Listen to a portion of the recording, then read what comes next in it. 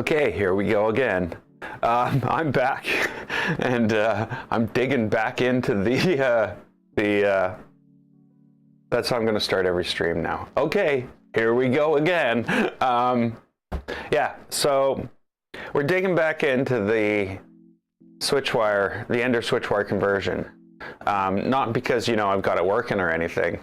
I actually have, it's kind of funny. I actually haven't done anything like that.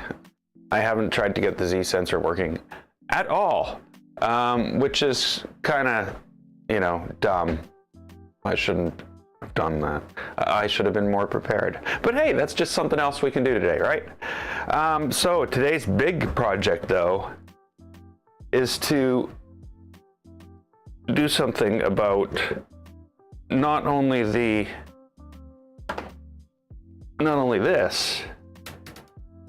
What just fell out? Yeah, I thought that was okay. That's weird. That is weird. So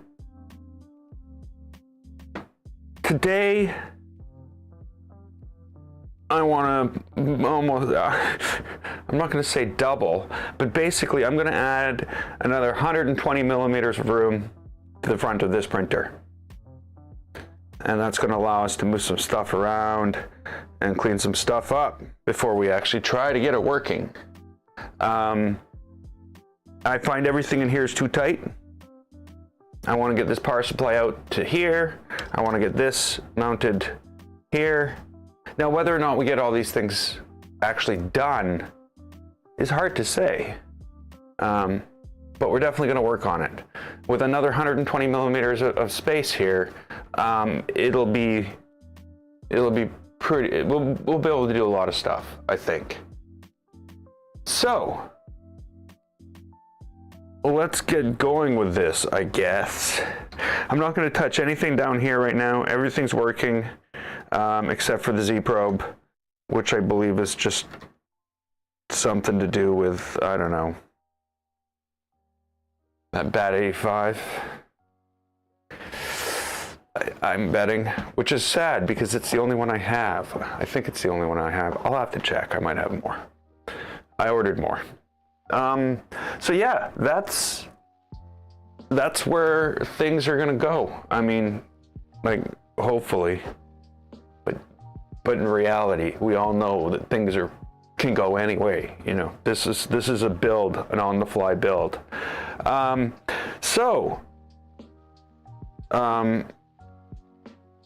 gonna move this. No, I'm gonna leave this right here. We're just gonna sort of turn that like that.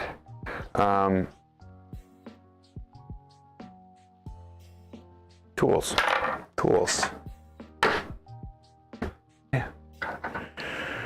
I'm prepared. Let's go here. We want to pull these out. Now, these are not like the normal ones that come with the printer. These are my own custom push-in covers.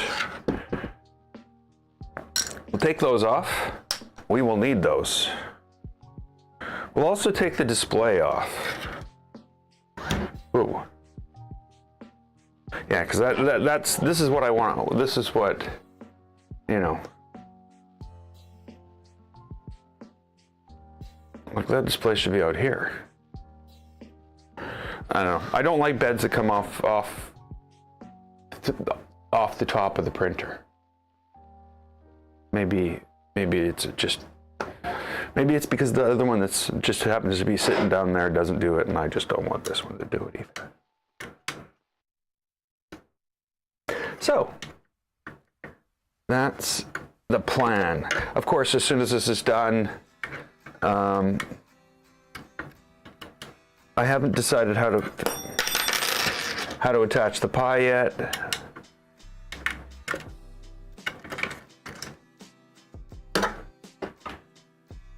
There we go. We gotta get this thing off here.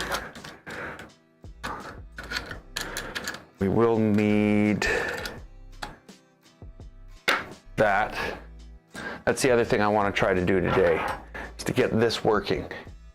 because I have no idea how to do that other than changing some wires around. So,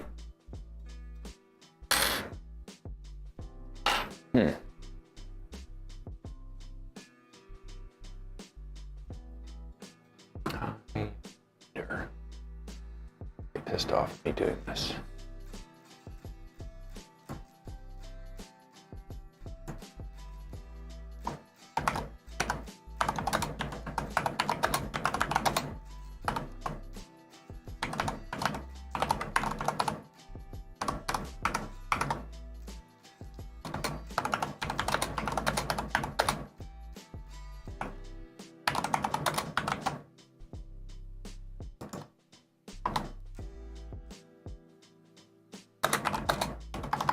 I'm just gonna post the link to the Discord, and yeah.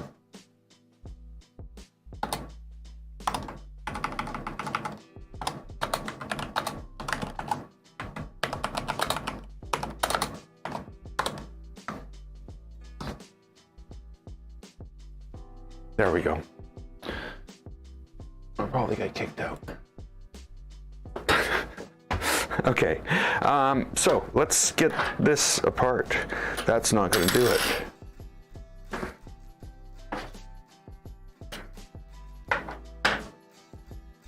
So I've actually had this apart because I had to do some measurements. So all the bolts, all 4 of the bolts that are normally here, are not here right now.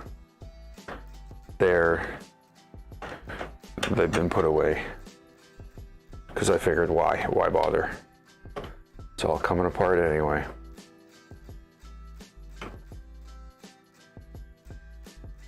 But I figure this part of this change is going to be pretty quick if everything fits.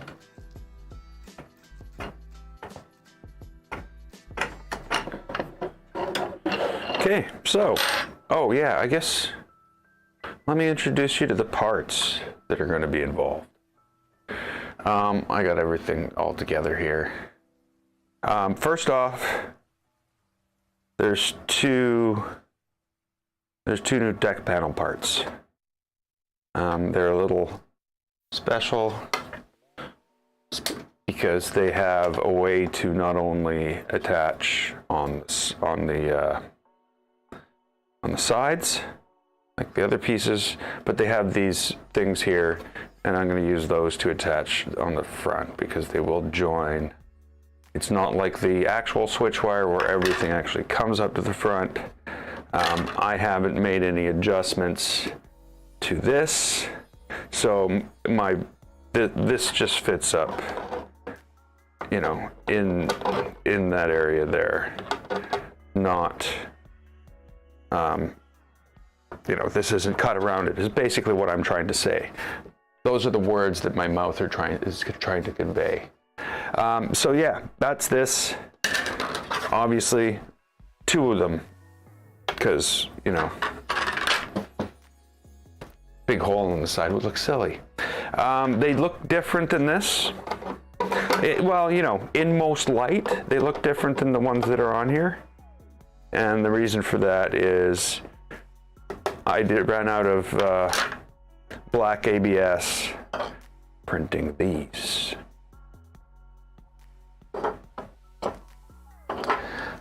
These are basically longer extensions.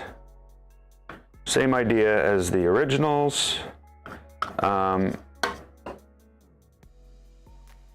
but different. The originals required 60 millimeter M5 bolts. So these do not require that. These require just 20 millimeter bolts all the way through. But they do require a good Allen key that you can use to, you know, get things down through there and feed them in. So what you end up with is something like this, with the bolts fed down there. And you know, you can just screw them in to where they need to go. And then in here, I don't know if you can see that. There's M5 nuts that push into these the sides here, and then the next layer screws onto here. And what you end up with is something that looks like that that's attached to the front of the printer, and it's solid. Everything just screws to the front, and yeah.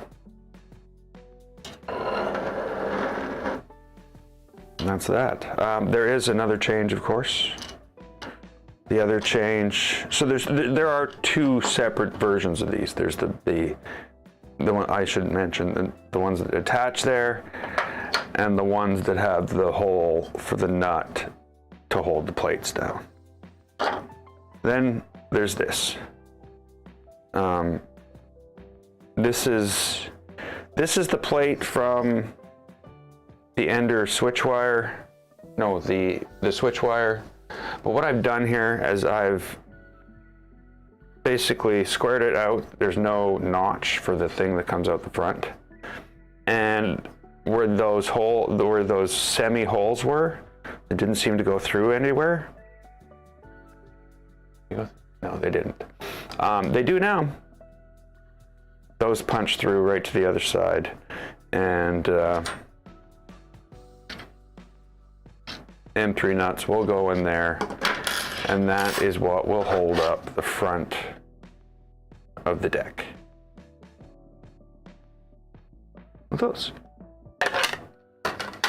And that's it. Ta-da! So, that should give us loads of room underneath.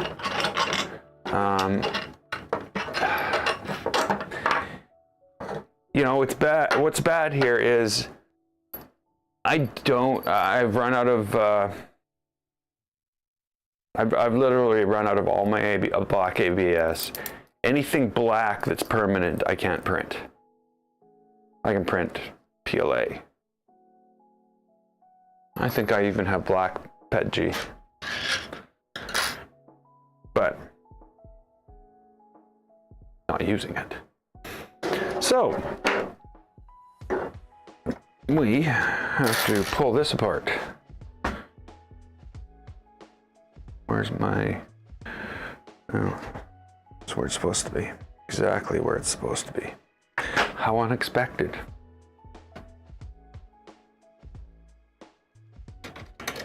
So this will get replaced by the updated front panel, which again is not derived from this, it's derived from the front panel of the other one.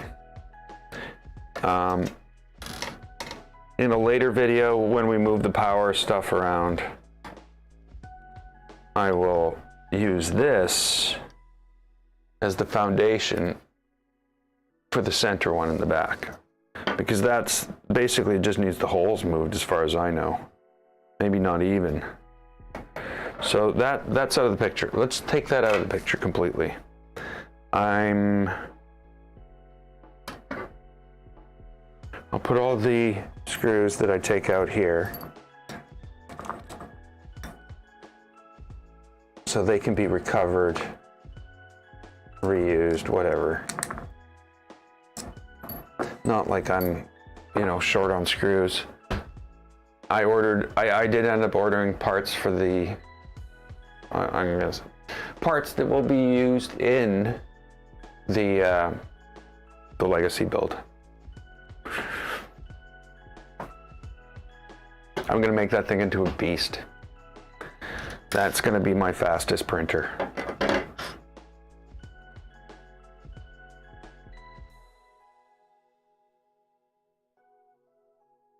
But that's not for a while. Oh, yeah, I guess I need some of those screws.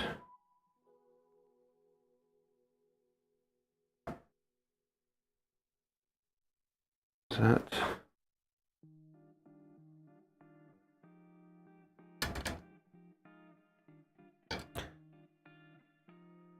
So all this stuff will go up to my GitHub.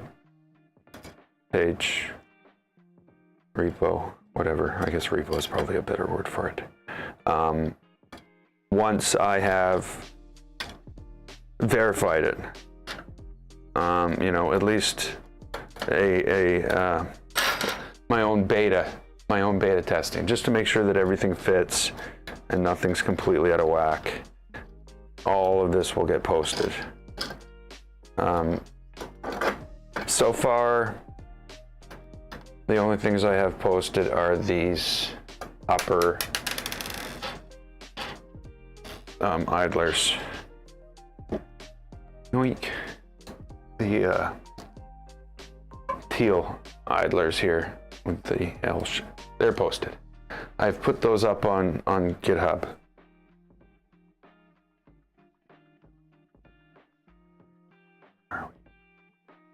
There we go.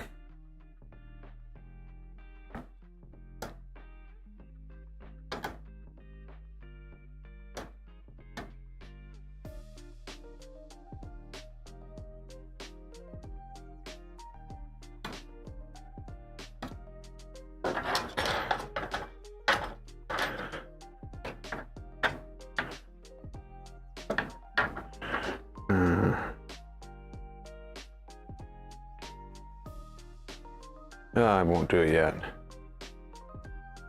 Yeah, I'll leave that. Okay. So I'm going to put these two to the side, these extensions. Those are the... There we go. Got that out of the way. Those are the ones that take the M5 nuts on this side to hold the bed down. Those nuts get locked in there when the other ones get attached to it. But you can't, unless you got some big ass long hex key, you can't just, you know, push it through.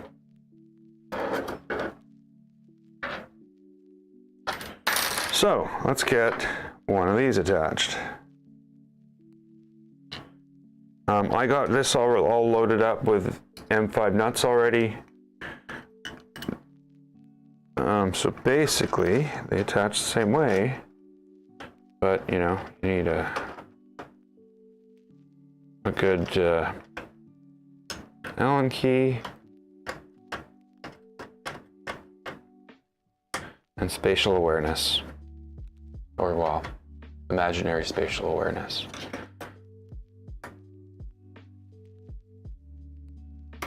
Surgical accuracy. Maybe that's what we'll go with. You need surgical accuracy. Like I have surgical accuracy. Basically, you need to find the screw holes. I mean, so there we go. I'm going to tighten that up now.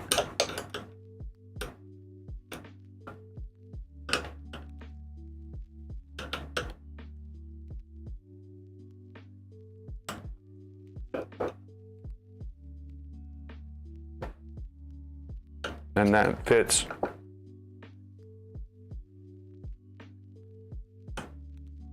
Just as well as the other one. I do fear that after time, like anything, I might have to come in here and tighten these up just a little bit, but we'll see. Come on.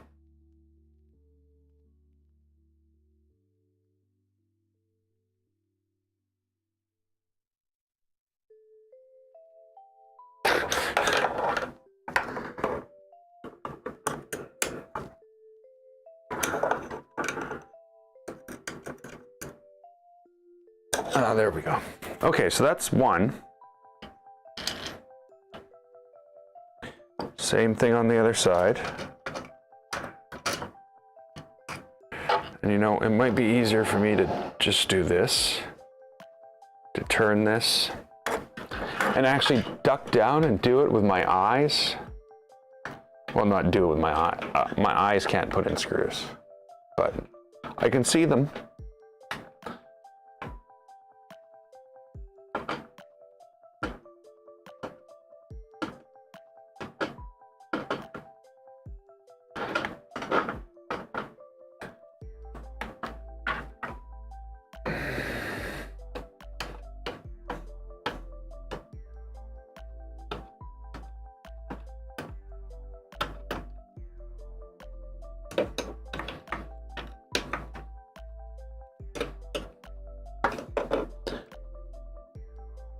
course, if you were using, you know, normal iron, not stainless steel, these would probably be magnetic. And a lot of this wouldn't have to be a worry at all.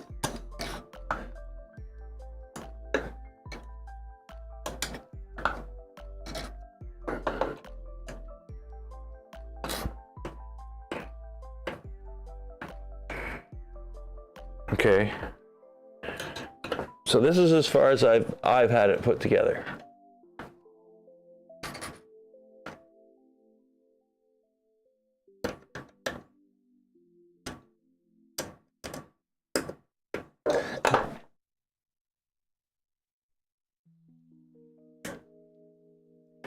There we go. There we go.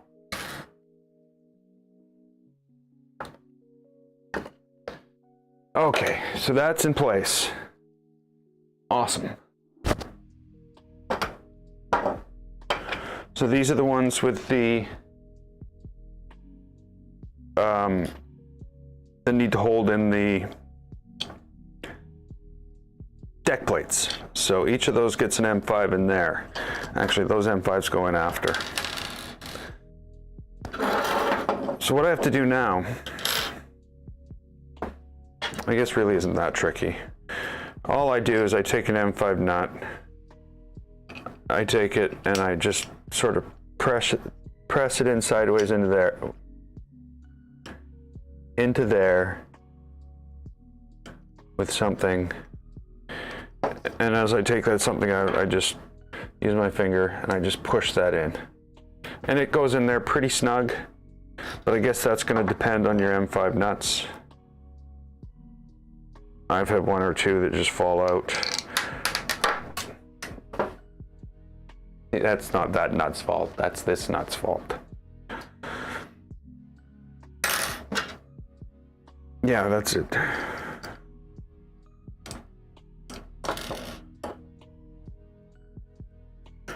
So yeah, again, just push it in, click.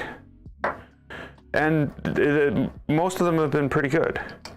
I'm going to say this is very dependent on how well your printer bridges. Or maybe it's dependent on how poorly your printer bridges. I don't know.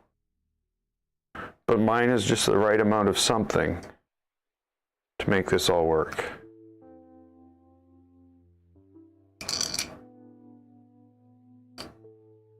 Or at least the Trident is. I haven't tried to print it on anything else. Yeah, that's the loose ones. So what I find is there's one or two that are kind of loose. I just leave those on the bottom. And then that takes care of it. So now I've got to take these.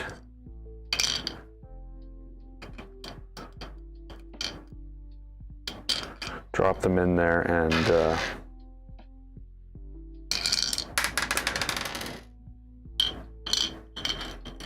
I guess maybe I should have left the bolts out until I had all these in there. So these are just 20mm button. You can use button or socket, it doesn't matter.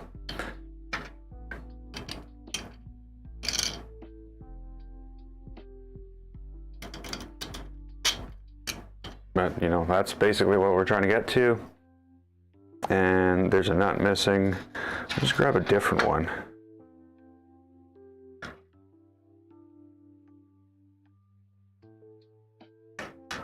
Yeah, no, that's pretty loose too. But here we go. This basically just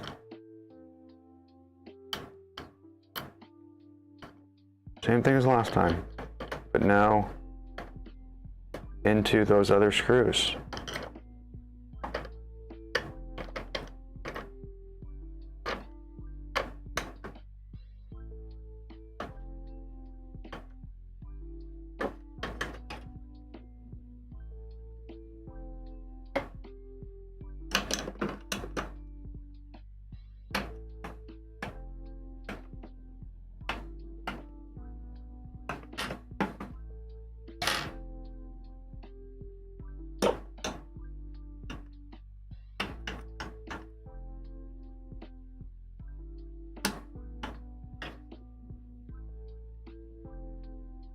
I don't know if this one was tight enough. Like, yeah, I don't know if I want to tighten it too much, but I do want to tighten it enough. There we go. So that's very solid. That's not going to go anywhere. And you know, if there's any concern, you know, I could possibly print these thicker if I wanted around the sides, but I don't think. Well, let's clear everything up here. I'm an idiot, but we all know that. I put it on backward, upside down, and the hole for the thing is on the other side.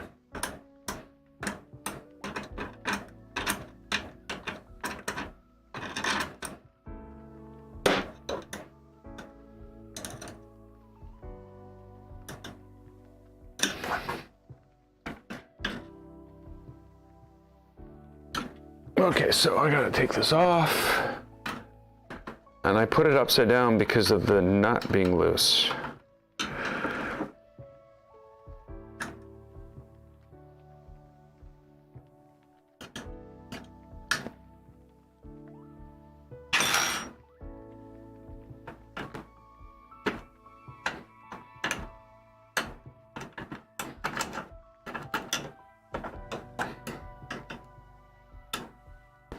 So we're gonna have to find another solution for that.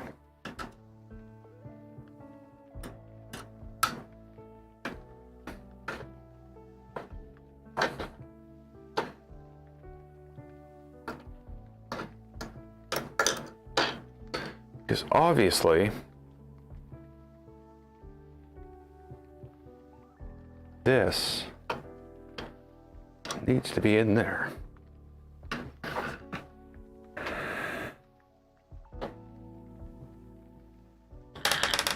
Yes, yes, yes, thank you.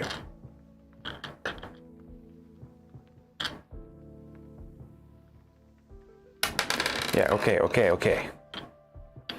You don't want to be in the hole. I know, I know, I know.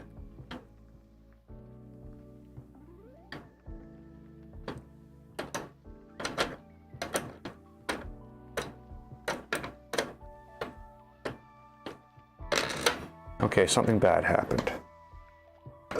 What just happened?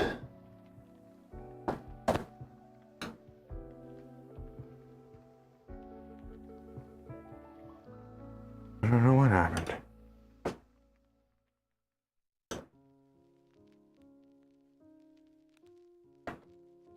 Oh, really? So what I think happened, yeah, I'm gonna have to tighten up these things where the M5 nuts go in. I think one fell out on the other side. Yeah, that's exactly what happened.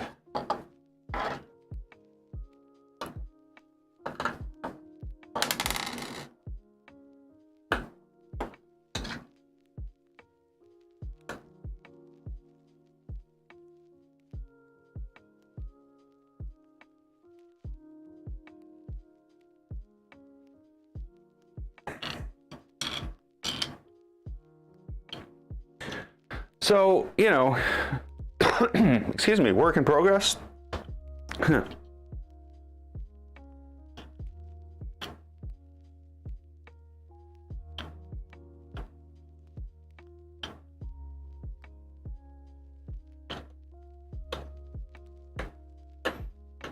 I'll just tighten that one first.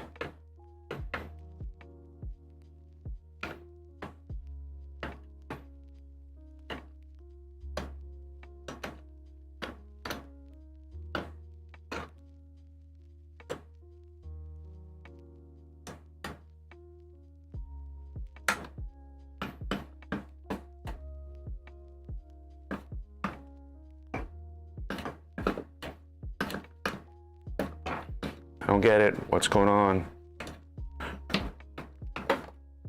How? What's, seriously? Seriously. What is going on? Nothing fell out. Something fell out just now. Oh no, that was me hitting that. Never mind. So not perfect. There's definitely a some of the M5 nuts are loose. That might be the M5 nuts, to tell you the truth. Just looking at them, they all look different.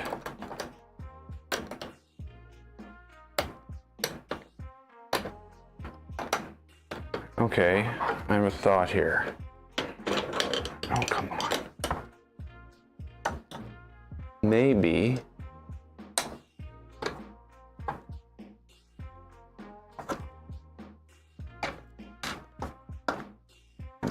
Oh yeah, that's it. Is that it?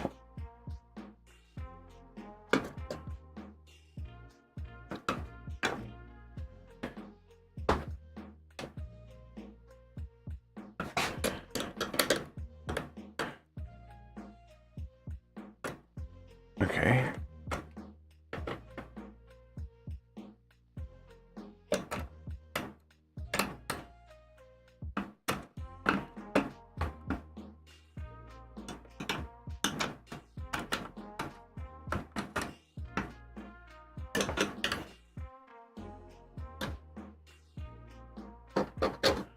There we go. That's that one. That other nut go? There it is.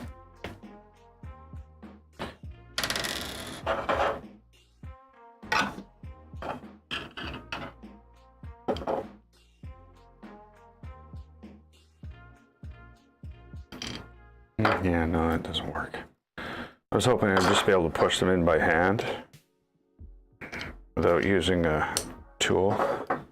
Okay, that one clipped in there nice and tight.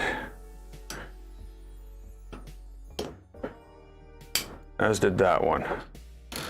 I'm looking for the ones that are thicker and bigger. I've run out of the ones that look thicker and bigger. That one went in there good.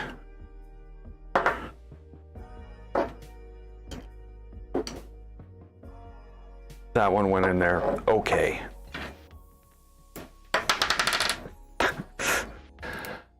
Hopefully we get this. So far, it's looking good.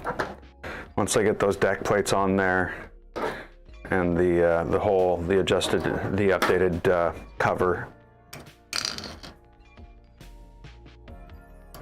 you won't know it wasn't a real. It was ever an ender. Because it is a real switch wire.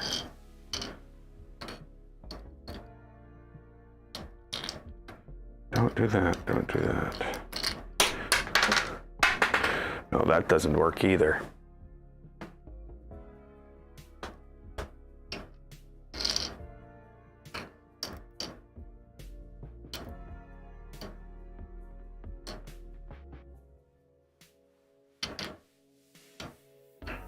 Oh, come on. Not even the right size. That's the wrong bolt. That's the bolt for the, oh. Huh. Okay, maybe that's why that bolt doesn't tighten. It might not actually go to where it needs to go.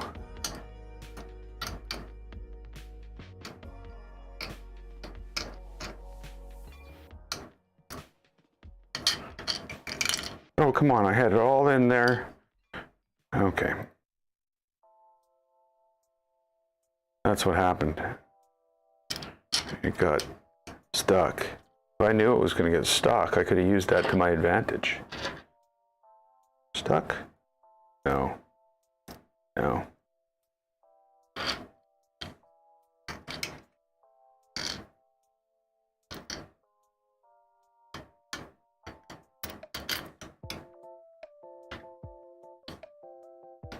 Now, I guess this could be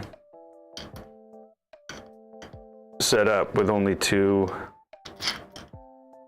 screws on each side, you know, diagonally across from each other, opposingly opposites. But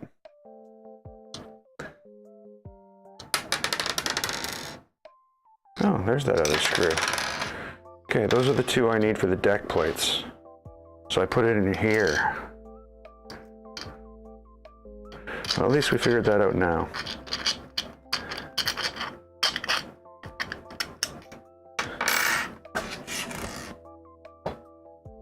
And I guess these, whoa, don't do that. Okay, you already did.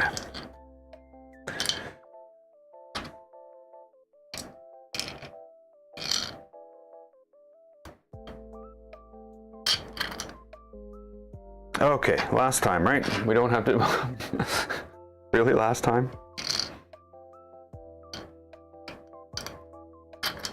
Okay, those are in. This needs to go in here. And then I need to get everything attached.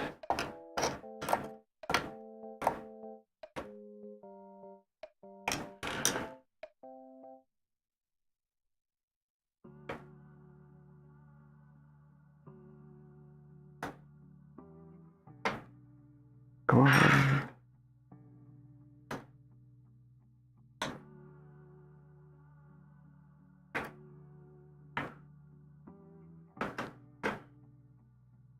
There we go. There we go.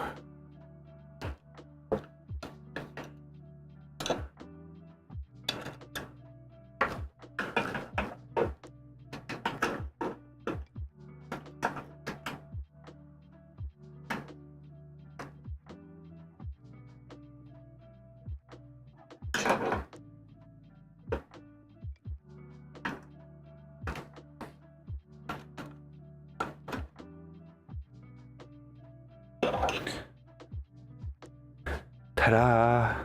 Okay. Awesome.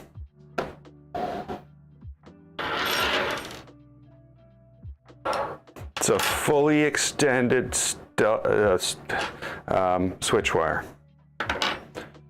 Now, these are going to need to be reprinted. We know that. But for now, they need insets.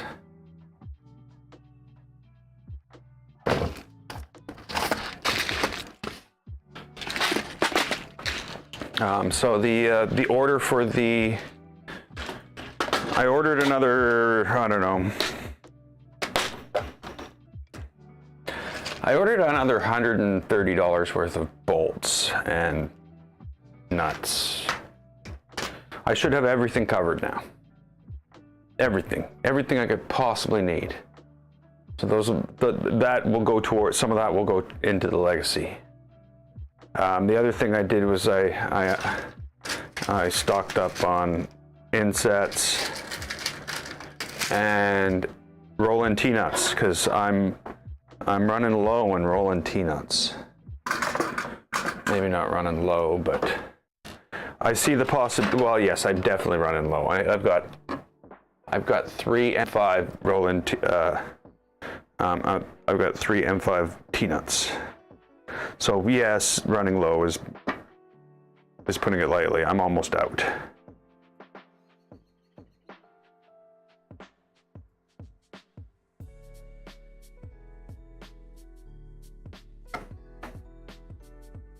Okay. That worked well.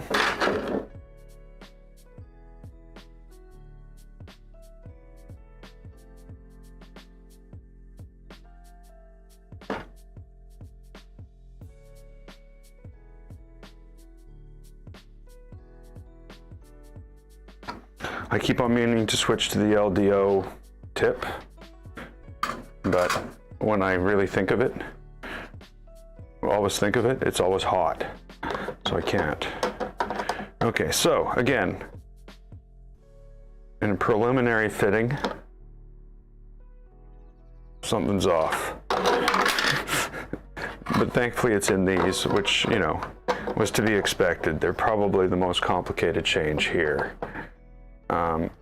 But it's not off enough that I'm not putting it together. They just don't seem like they're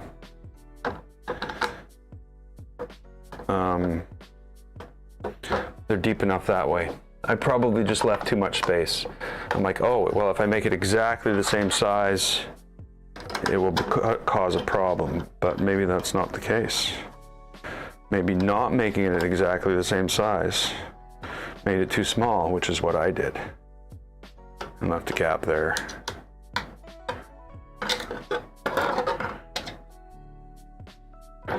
That's good.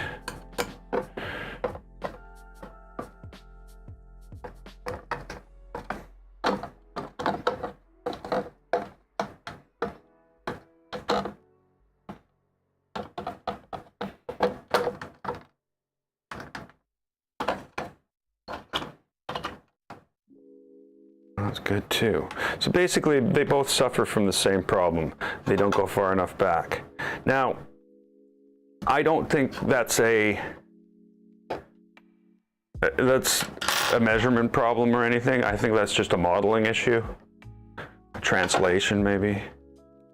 So when I go to reprint these, I will take that into account.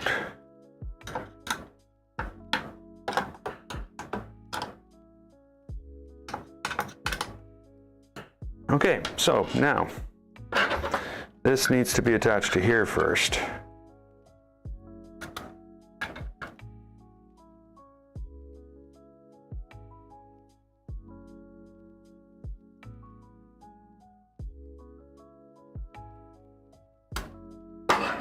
Oh, what do you know? I didn't have the screws ready.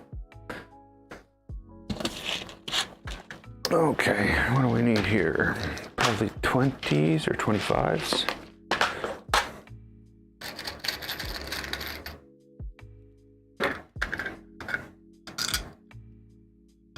No, that's monstrously large.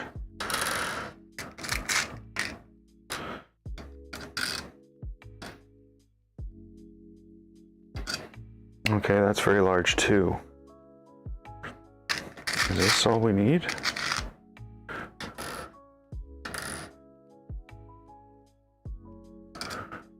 No, it's too small. Okay, so yeah, it's ones I don't have.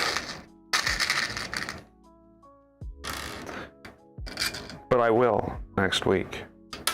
I'm not waiting until that long though, so we'll hope these work and don't go into the side of the board.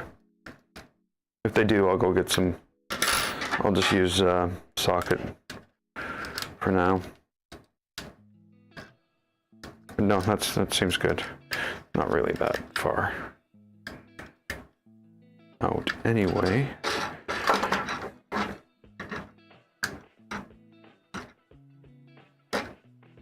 Okay, so should probably put the screws back before you put the thing, close it, you know, that would be logical.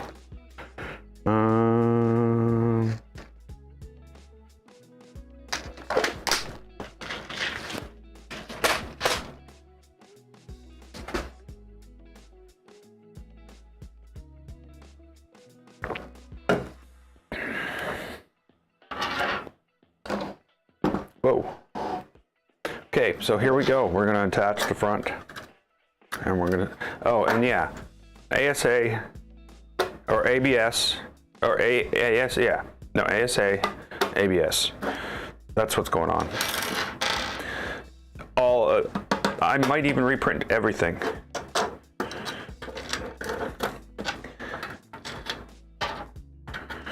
These were an experiment. I'm like, yeah, can I do this? And yeah, you know what? Turns out I could. But if I would have known, I might actually just join these together, make these into one thing. It'd be better to have that seam down here. Of course, that makes it harder to print.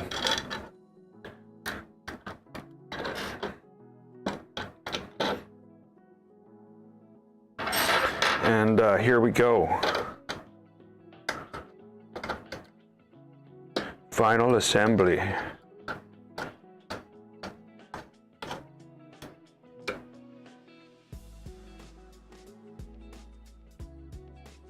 Building a Aquila. Cool. Building anything is fun.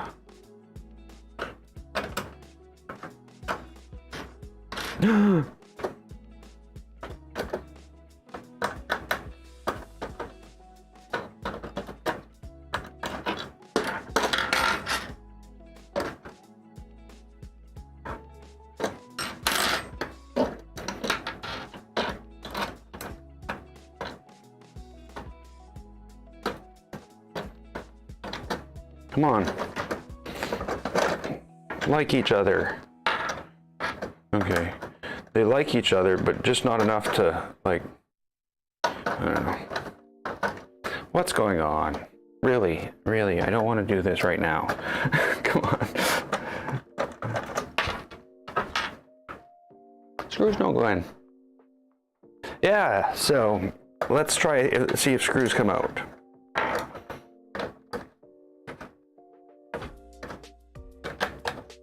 So what I need to do, okay, that's out.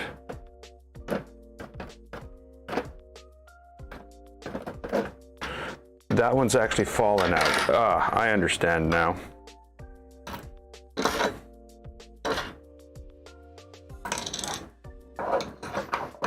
You can't do that.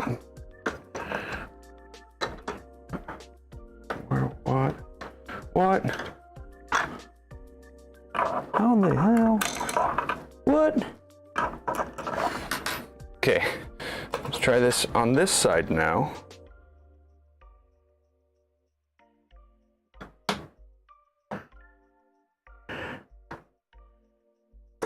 Ah.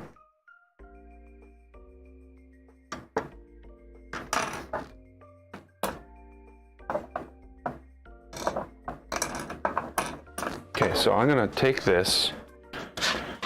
I'm gonna go and find my M5 stuff, or some of it, and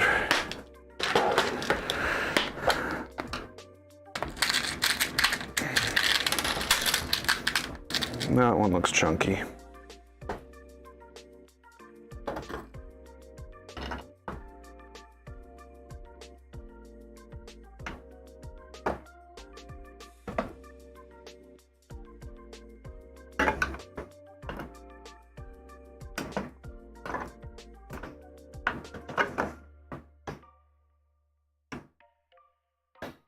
There we go.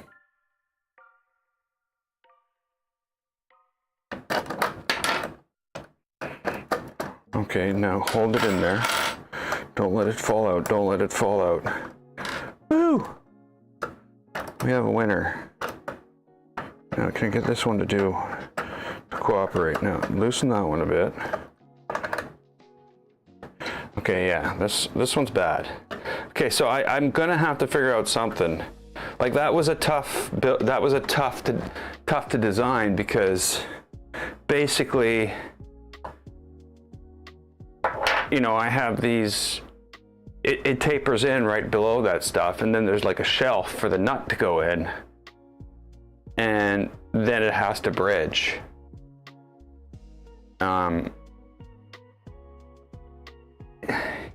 In some way, I am partially relying upon the fact that the printer's not going to be able to bridge that perfectly to create somewhat of a skirt across the front to keep that from, to basically hold the nut in. And that's worked now. That's worked now. So I'm happy with that.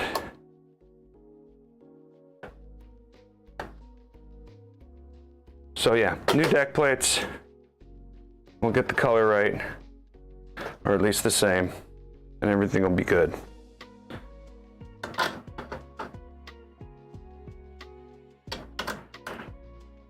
Uh-oh.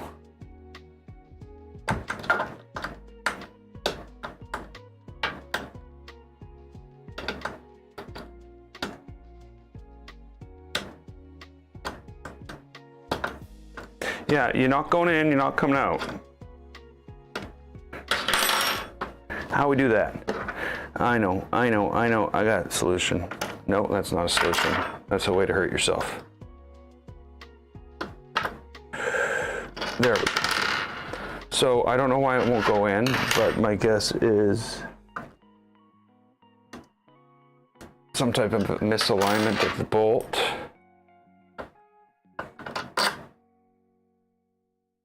That fixed it.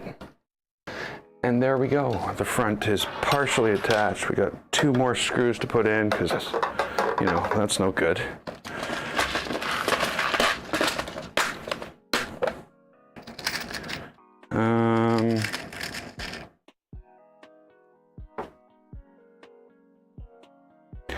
think that's going to cut it.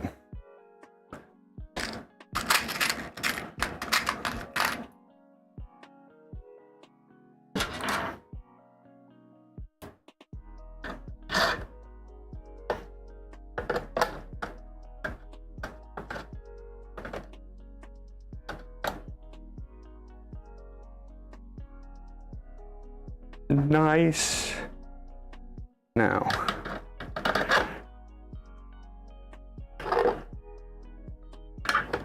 okay, if you want to be like that.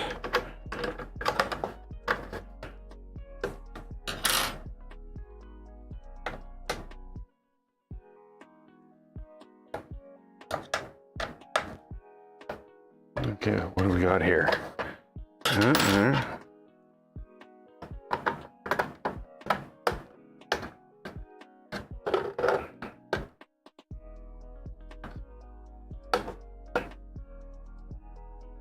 And there we go, all nice and snug, flat, nice. I'll figure that out after. I'll probably just have to make these longer before I reprint them, or if I reprint them in one piece. Make sure, well no, it won't matter. I'll just have to, yeah, it won't matter at all if I reprint them in one piece. Okay, now, what we need to do, of course, test.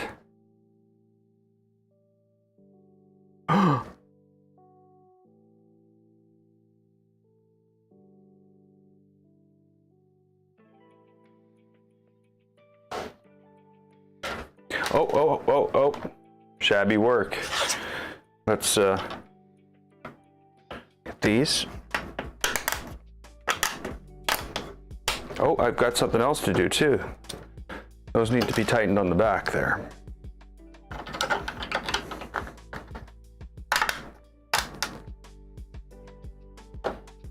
Pop this over here.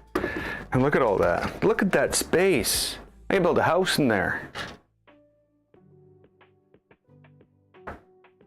Used to end right there. Wow. I love it. I love it. This gets to move down. What I might do is just get a din rail, bonk, and attach that on a din rail. And then I'll have all that space. If I have the din rail way up here, but of course then I'm running power all the way down here and giving up an opportunity to cover that. Though I'm gonna actually build a physical cover that screws on. I take these screws out. Because that's dangerous. That is just so dangerous. I'm terrified. Every time I go to pick this up, I'm like, is it plugged in? Same with this. I need to do something about that. So yeah. Mission accomplished, I would say. What is that wire?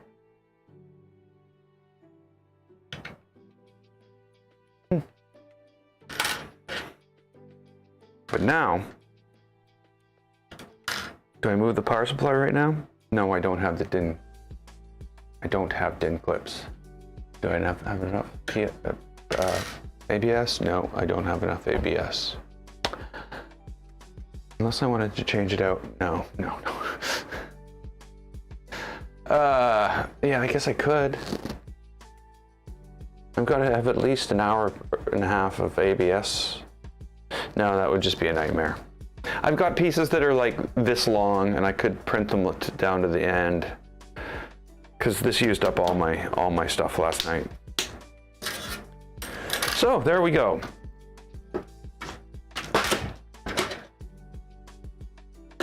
My little switch wire is not a little switch wire anymore. He's all grown up. And even better, he's not an ender anymore. Oh, yeah, oh, yeah, I gotta do that.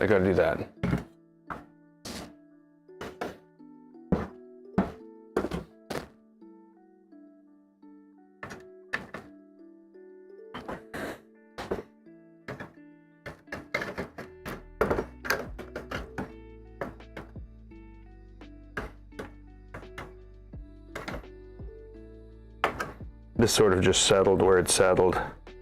I don't know if it's right, but looks fine to me. So there's the little guy right there. Not so little anymore. And here's the big guy. Now I will admit, this is big, heavier, definitely heavier, but they're much more similar in form factor now than they were prior to this. The displays, though you can't see it, I have the ability, are much more similar in the way they sit. Still don't have that one working. Another story, but we'll figure that out. And of course, my biggest pet peeve right now is black, gray. But it's not gray, it's black. It's just, it's reflecting the light so much more.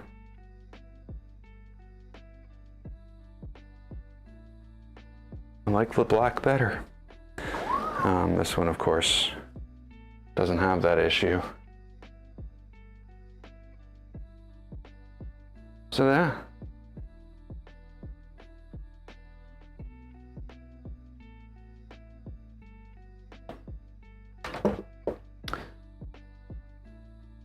So now, the bigger problem. It doesn't work. Yeah, it doesn't work.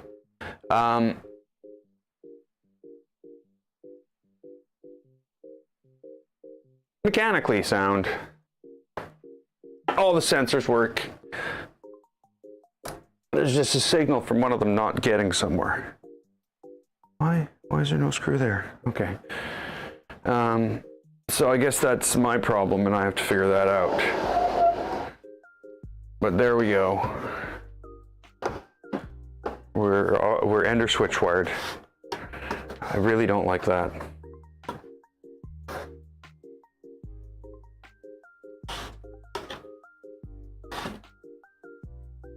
I'm tempted to just like reprint the whole front.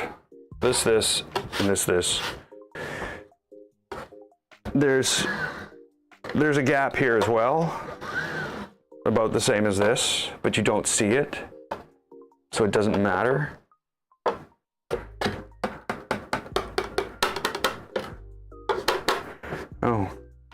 Oh, I didn't even think of trying that.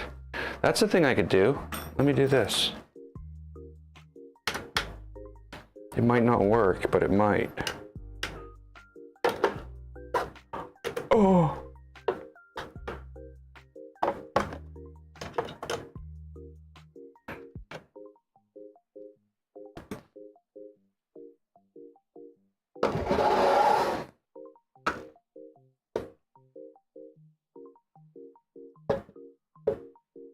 The gap is gone. The color difference is still there, but there's no like visible gap. Nice. Okay, so I've got to get the Z sensor, the Z probe working. That's the next mission. I need a plug in order to do that. Is this a plug?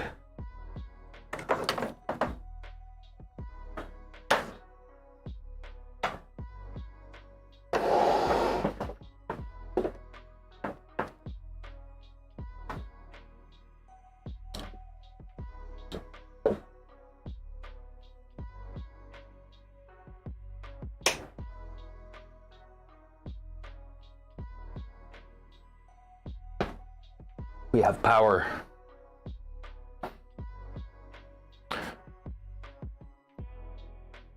Now we'll need a clipper.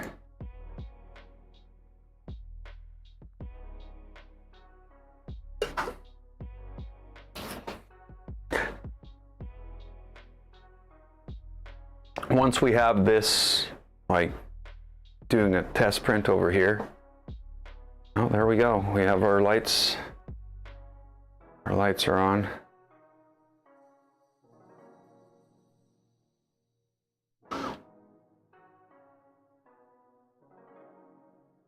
once we have our test print going, I'm going to attempt, well, not attempt, I'm going to start to disassemble the Ender 5, the frame, because it is a 370 by 370 by 370 frame, which is the same as the frame on a Legacy.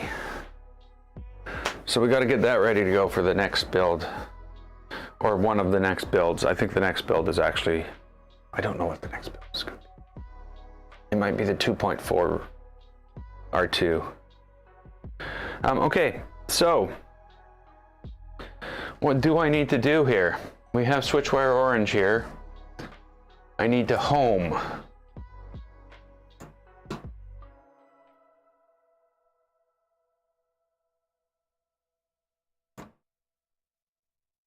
And I did an emergency stop because I know that's not working. So,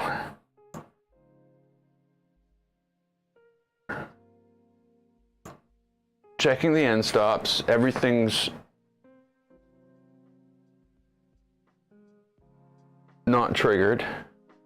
Now that's not triggered now too, and it's still not triggered. So, we're not getting signal to the bottom. That's my assumption.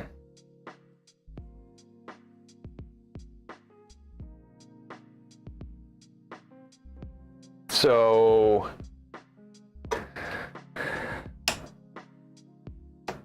how do I test that? Well, this is why I'm part of this, why this modification is occurring, part of the reason. This test is going to be a nightmare because all the wires are all underneath there. So I have to take the pie off. But once the power supply is moved up, the 5 volt is moved into here, the pie is moved over to here, all those problems are gone, like gone completely. And everything's going to be accessible. We have one line running from here to the pie. Yeah, it's going to make a huge difference.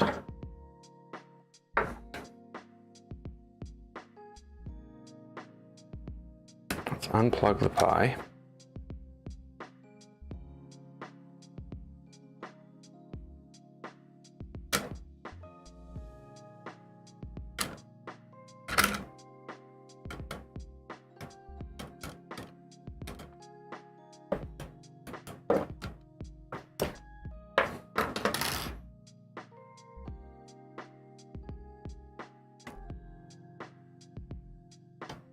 So the Z probe is the most complicated piece here.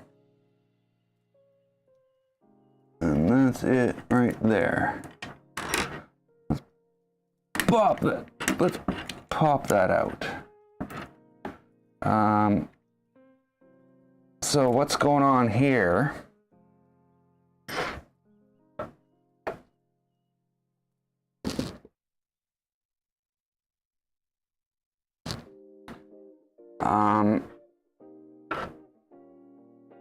There's two sides to this. One of them is very hard. It's very, this thing's very stiff because in there's a inline join with a BAT85 diode.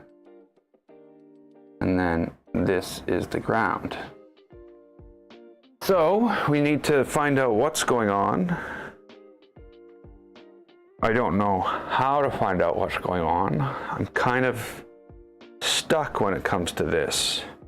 But in order to do that, I hate to say, we have to release the Kraken. And you may laugh, but that means letting the wires out of here. And they barely fit as is.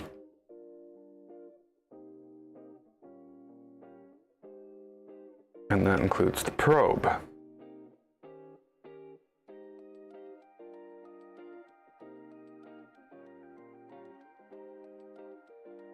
Okay, I do immediately see something.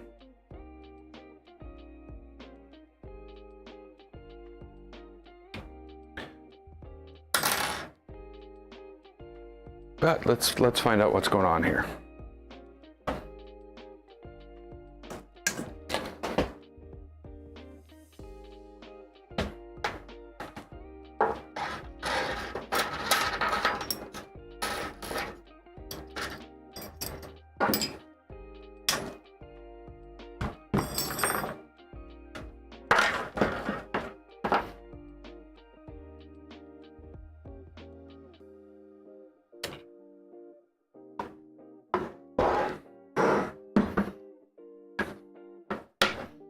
Okay, so down here, I want to make sure what I think is ground is ground.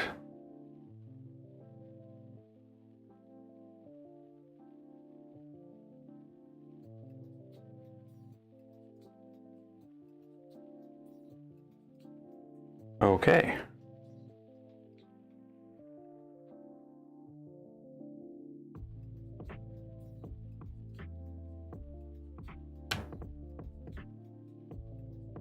As far as I can tell, I have no connectivity to this wire whatsoever.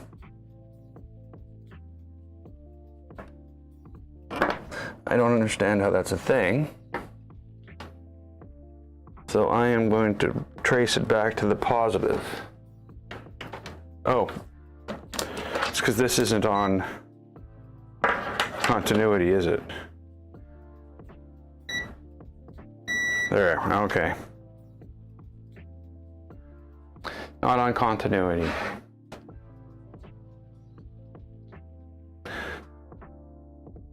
I know we're getting power though. Yes.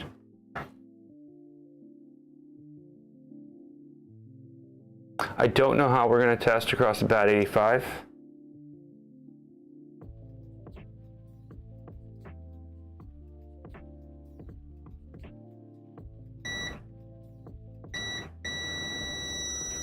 So there's ground. So that makes the assumption that what we got here is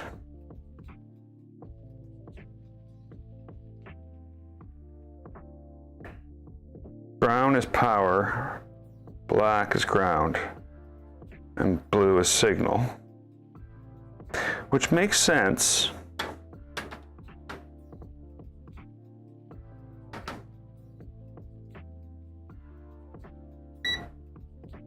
Okay, so this is a diode test.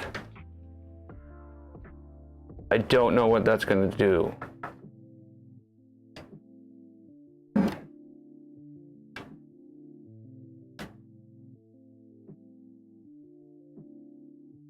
It comes up at 2.34. Or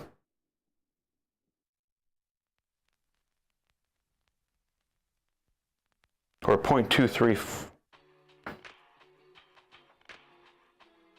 So if I reverse it,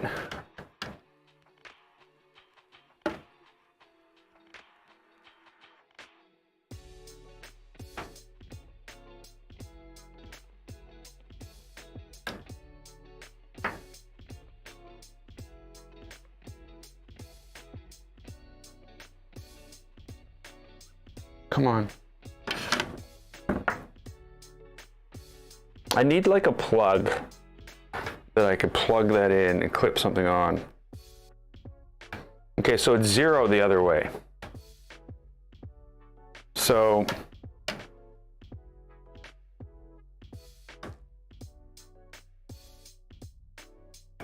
yeah, I'm definitely hitting something there. I don't know what that means.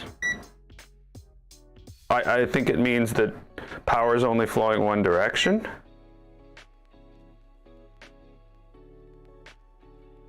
So yeah, I'm not sure.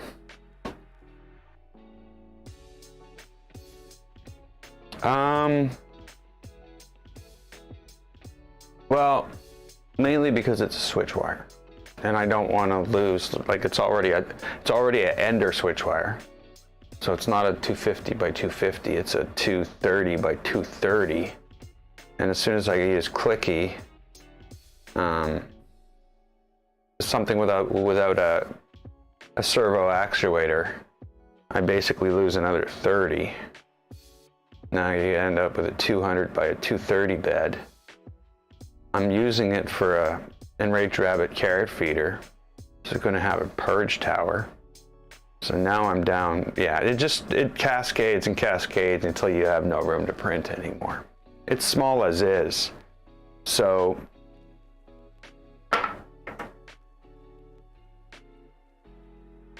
I don't understand what's going on though. Like, I definitely have continuity. Have I put the diode in backwards?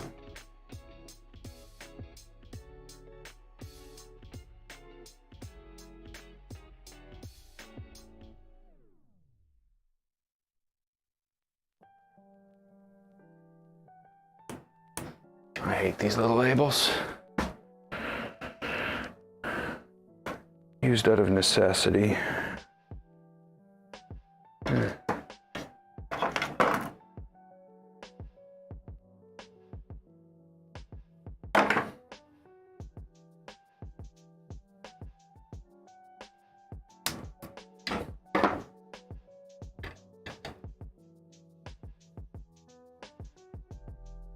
I've got clicky on the Trident right there has clicky on it, and so does the 2.4 in the other room. So yeah, I know the advantages of clicky. I just don't think this is the place or a useful place for it right now for me. Other than the fact that it would work.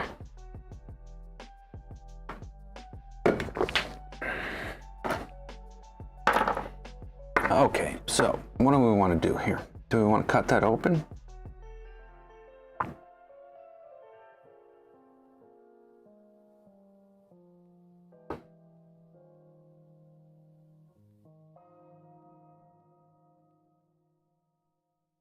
That's going to be a problem.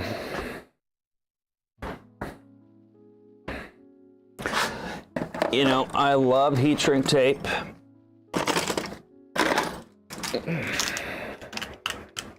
So you got to take it off.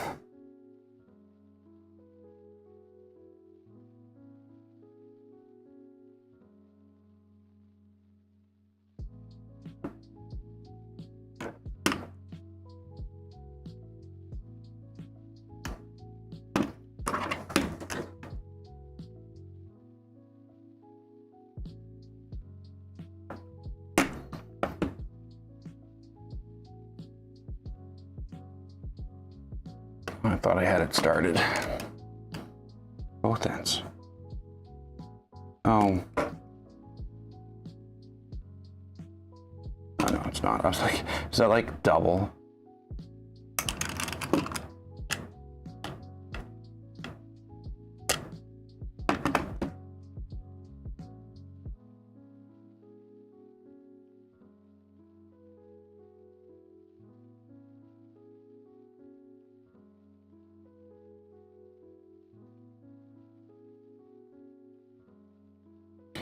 Okay, I was just thinking before I go and destroy this, beautiful, beautiful work, then I hadn't finished destroying it. I should probably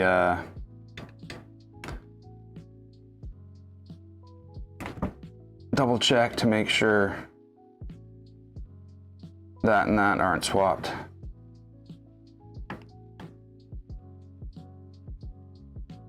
Because that would cause a problem.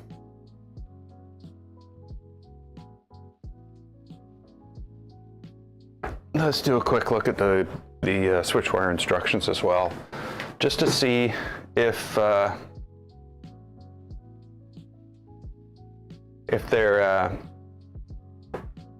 they show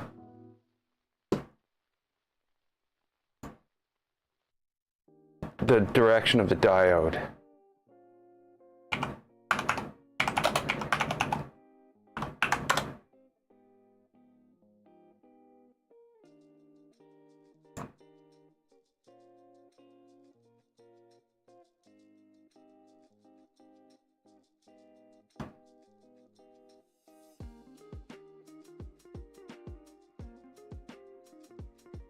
Okay,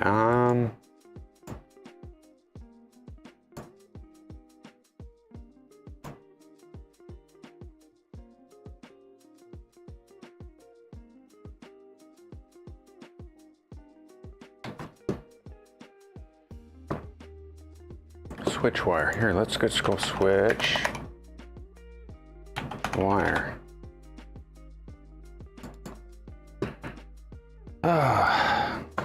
What's the temperature in here right now? 25.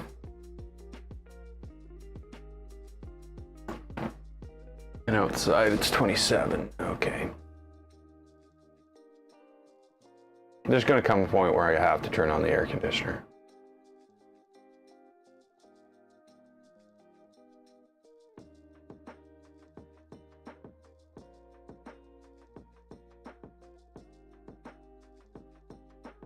Wiring.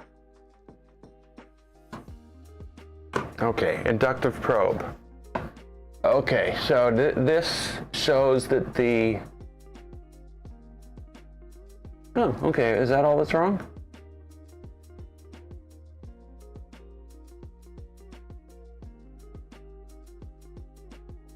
Is that all that's wrong? Is that all?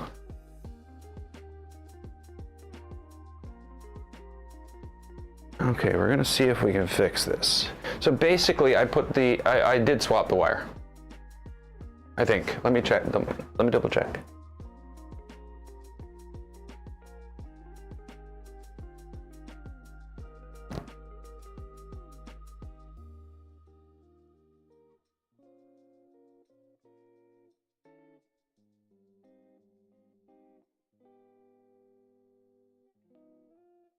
I'm gonna get all this crap off there. Yeah, so this is fine. Everything's good here. On this plug right here, these two wires are swapped.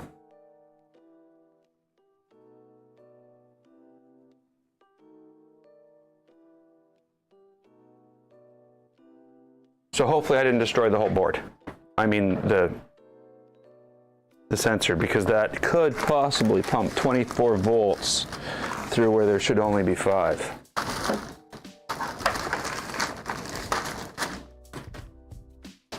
Is that what I've done here? Let me make sure that I'm not being stupid.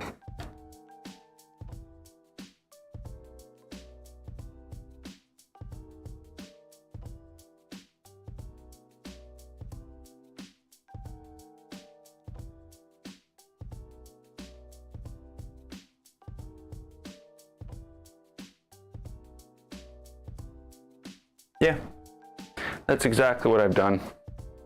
Oh well, I guess it's easy to happen when you're running like, I don't know, how many wires we run that night? Like 30, 38 wires or something between all the steppers and everything. So we got 2 swapped.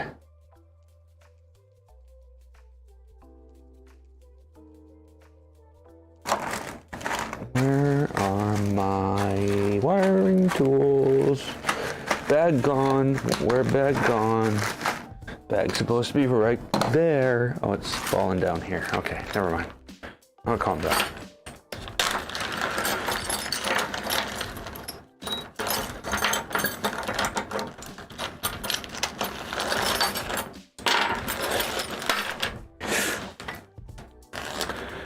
Okay, that air conditioner's going on for 5 minutes. Sorry.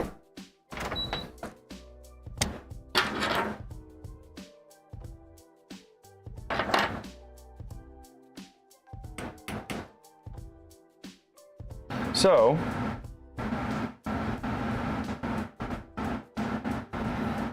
if they're swapped there, all I have to do is swap them here, right? No. No. That'll swap ground and signal. We still want that.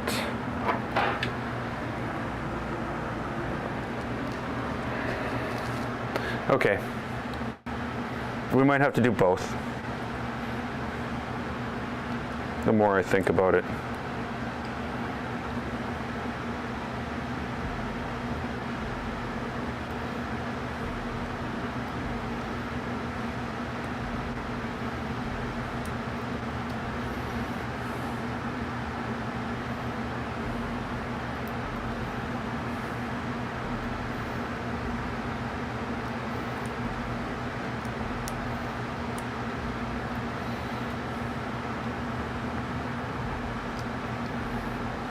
I can't get the...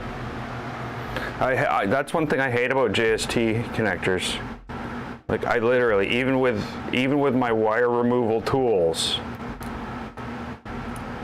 I slide that down there.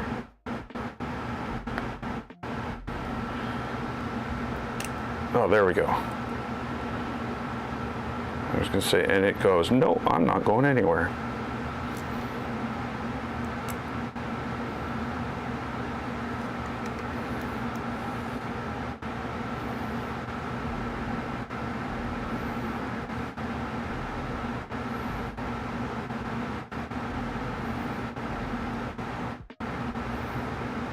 And there we go.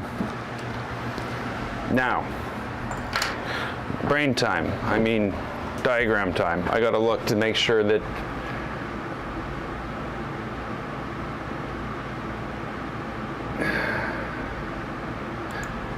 no, we should be okay.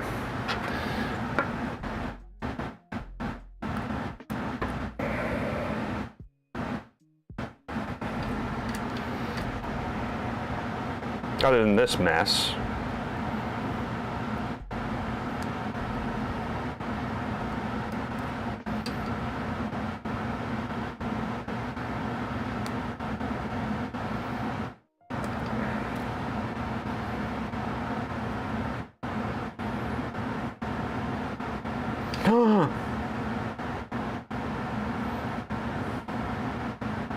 That was not supposed to happen. How do you undo something like that? Control Z, Control Z, Control Z. Okay, we went from having a problem to having a problem.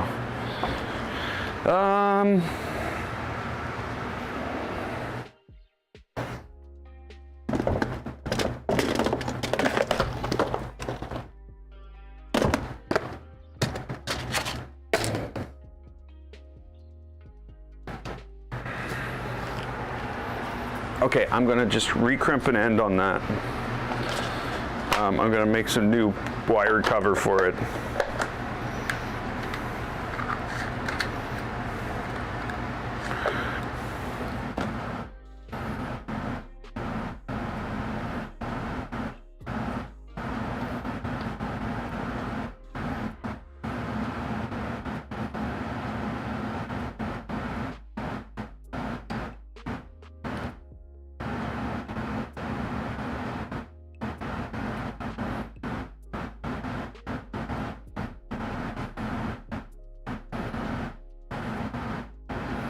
Okay, so we'll put that, we'll tighten that up, and then I'll put another one on top of it. Okay.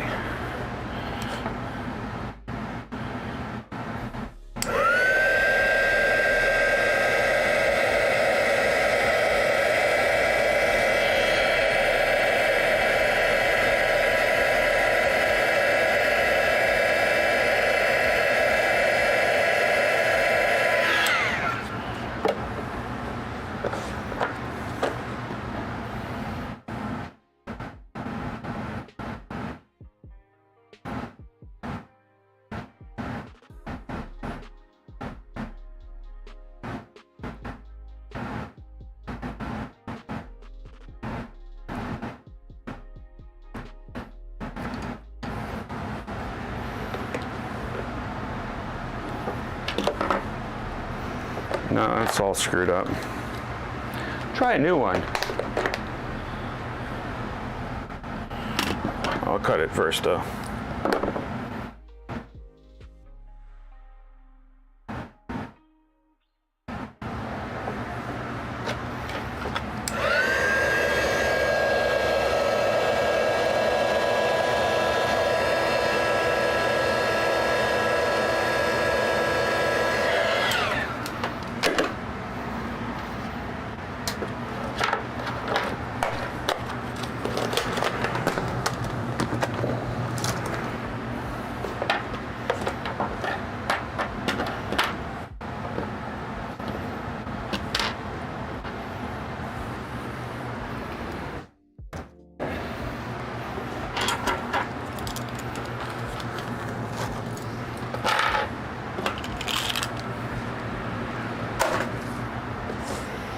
Okay.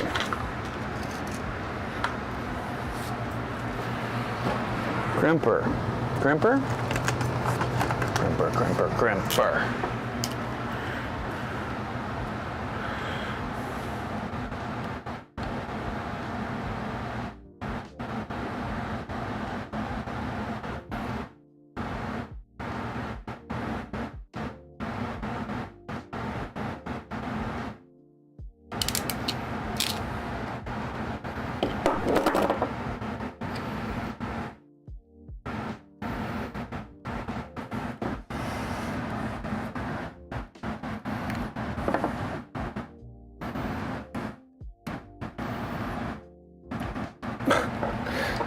See?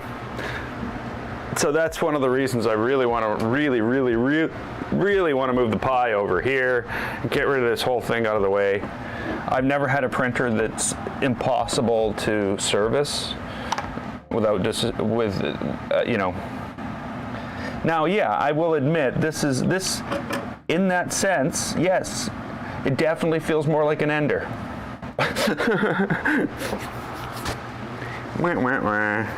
But no, I do really think that it would benefit from a wiring rethink, and it will. I just gotta think it out myself.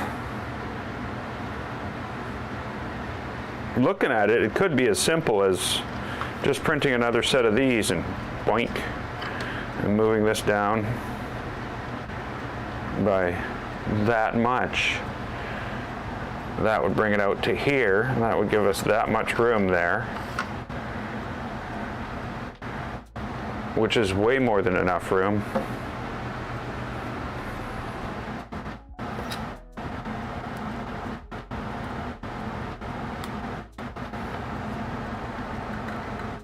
But as we all know, these things come in stages, not in like, at least when it comes to me doing them.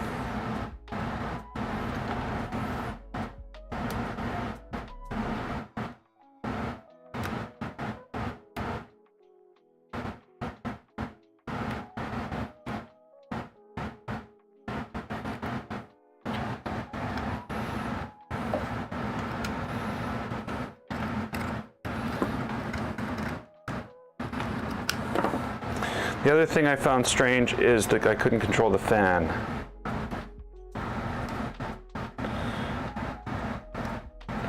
But that might be my mistake. Shouldn't be. Looks fine to me. Oh well.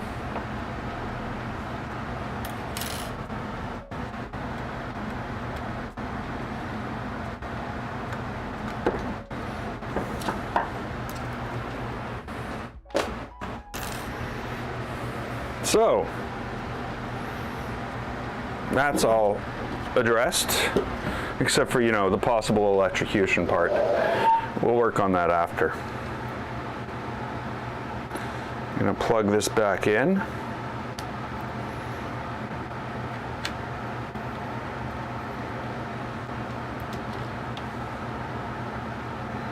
I'm going to try to shove any wire I can find that's anywhere loose or anywhere can be loose into a hole somewhere.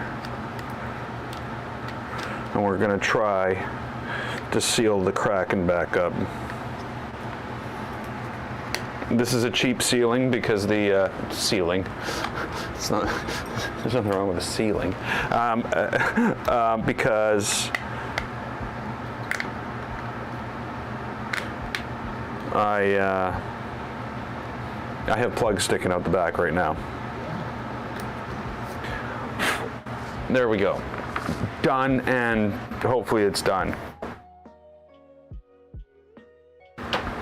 So, we plug it in.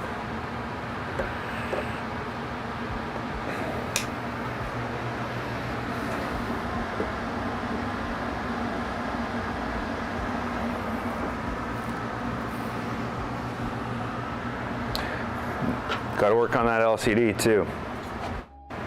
That might be kind of tough.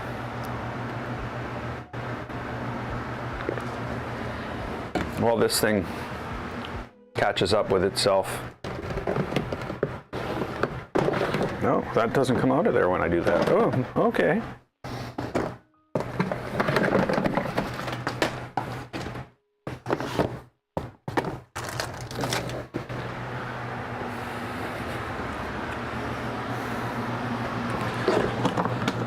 I don't understand my organization sometimes. Like, I just have a single wire sitting here. I don't think that is supposed to be there. I think it must have fallen into there. Okay.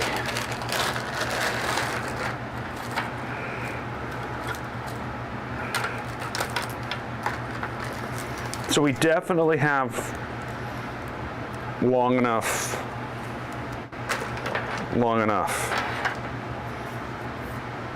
Definitely short, too short. But considering the MCU's back here and the displays up there, we're gonna need the long ones. Okay.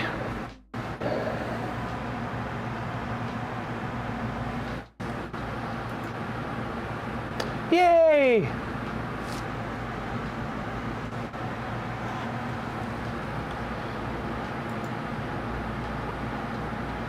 Dashboard. Home all.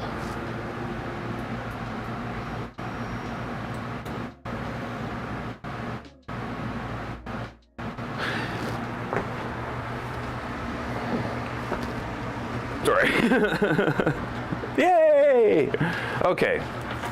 So that's the thing that should have happened on Wednesday or Thursday, whenever the last time I was supposed to stream. And it was all because I swapped 2 wires when we made the harness. Silly me. That's generally what goes wrong. Is it's never a hardware problem. It's a me problem. So,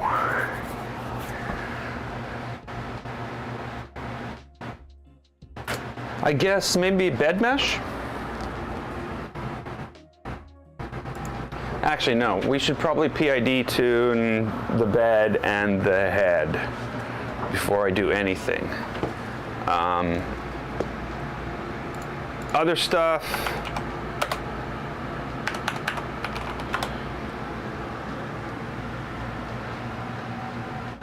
I said a me problem, not a we problem, a me. Me.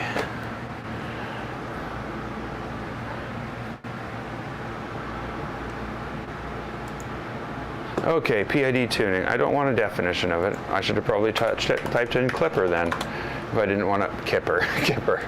Can you give me Kipper? Yeah, it's a me problem. Let's see here. I gotta type off PID calibrate heater is what I'm looking for. Them are the words. Them are PIDing words. Extruder, target equals 210. Go, extruder, go. Look at it go, look at it go.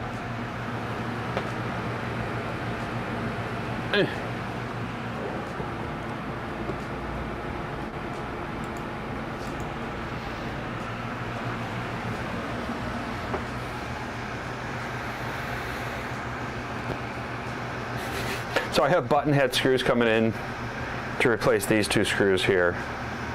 I might even reprint these to put that, I don't know. But yeah, I'm really happy with that. That is just so Ender switchwire like, it's ridiculous.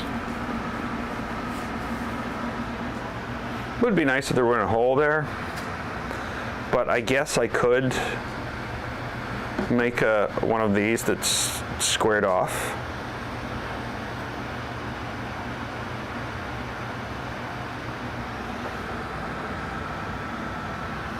I feel as though maybe this is a little crooked, but it's not really noticeable. Like, it's not like you're gonna go, oh, that's crooked.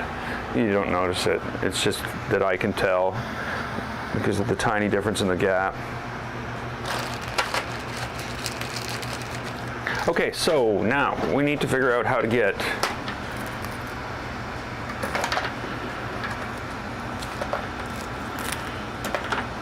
this and this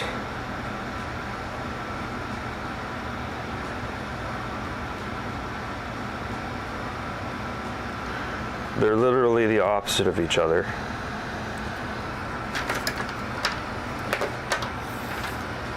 Does this have enough room to go? Probably not, eh? Yeah, maybe no. Maybe I have another one.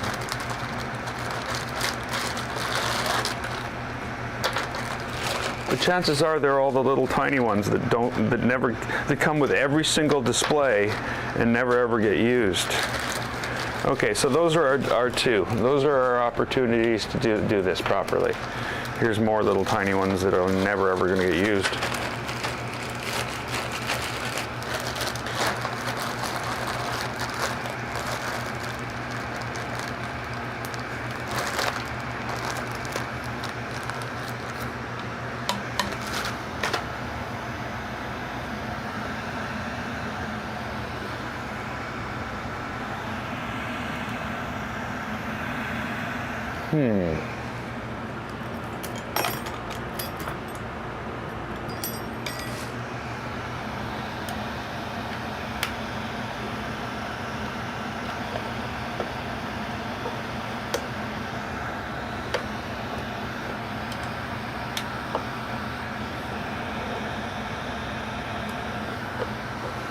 There we go.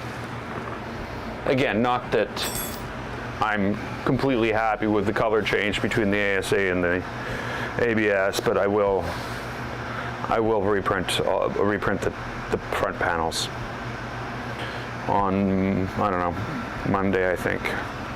My black ABS. Hey, Squirrel Brain. It's going good. Huh? It's a full-size switchwire with extended deck technology. So yeah, it's been a good day so far. It's been quite the journey to get here.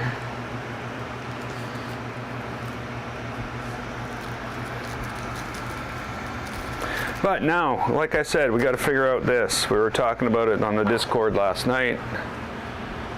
There's opportunities. I was going to order one online. They range anywhere, you know. It depends. Etsy, if they had them, I can get one for like 22 bucks Canadian with like $7 shipping. Okay, there we go. PID tuning is done.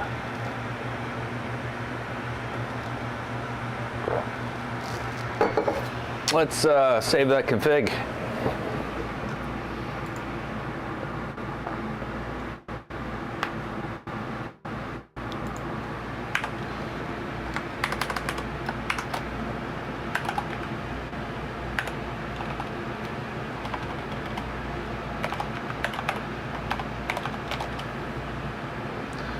I think it's heater bed.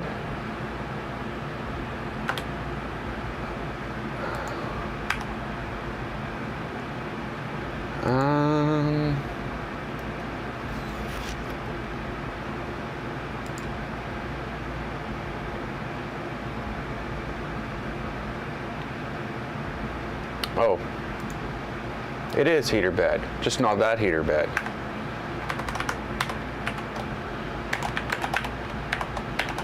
I don't know why it's heater bed.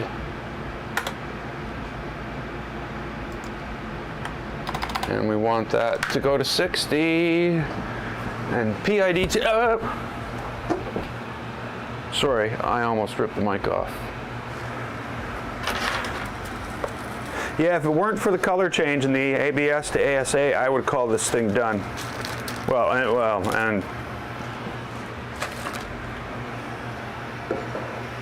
And look at this. Look at all the room. Boom. Room.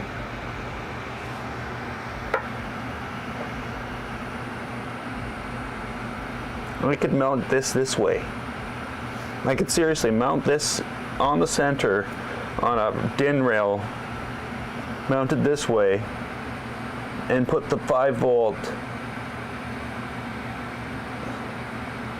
I don't know. I'm not going to do that though. I'm just going to move this way, and I'm going to put the 5-volt here. The pi here.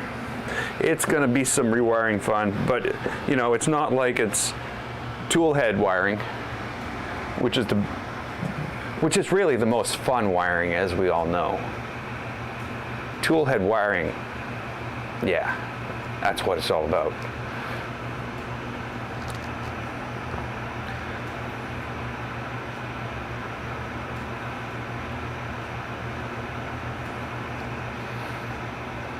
That's of course what I screwed up. This is why, so the reason why I didn't have it working the other day, squirrel, was I swapped my ground and my signal at the connection to the probe. So the diode was on the right wire, but the wire was connected to the wrong wire. Does that make sense?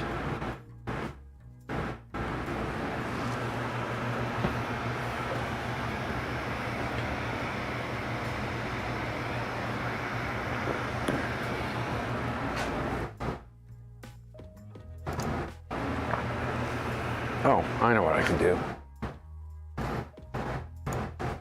There we go. I was like, I didn't home it first, so I can't tell it to go up in the Z after it's done. So it'll home when it's done.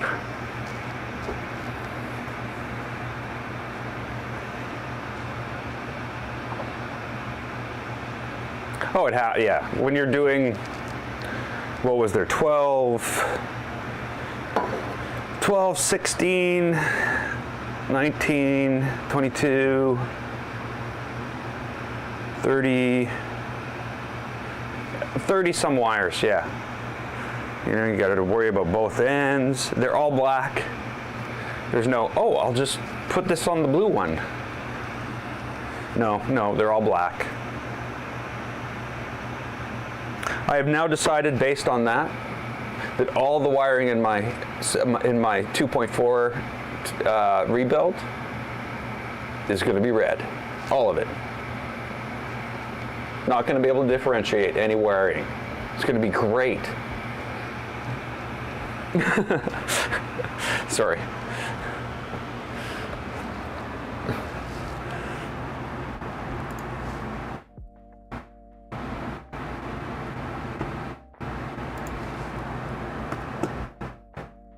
Did I close? No, I didn't. I just went to a different place.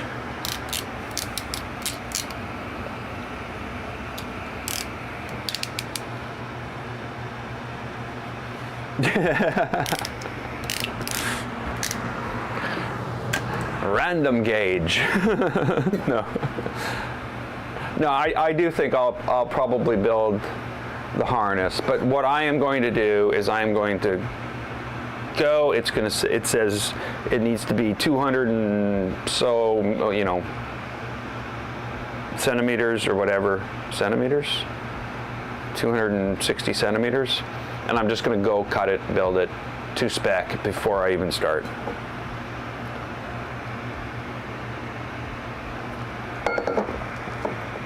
This build, of course, will be much tighter constraint than the original 2.4 build, because back then I truly had no clue what I was doing. Not when it came to printers. I'd already built my own printers by that point. But when it came to Vorons, like, it's almost like a specialty. Yeah, I'm a Voron specialist. Nearly at the tool head. Cool. I can't wait to see pictures. More pictures. Printer pictures are awesome. I'm not going to post pictures of this yet because of this. Once I print that and then print that, maybe tomorrow night, and put them on.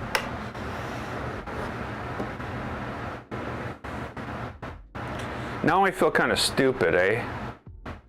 Because really, if I were going to do that, I would have been better off just having the screw here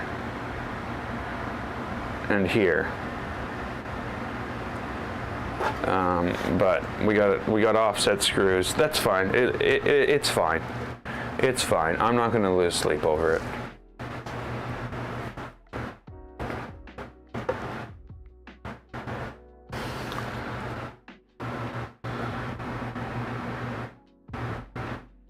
So, anybody? What's after PID tuning?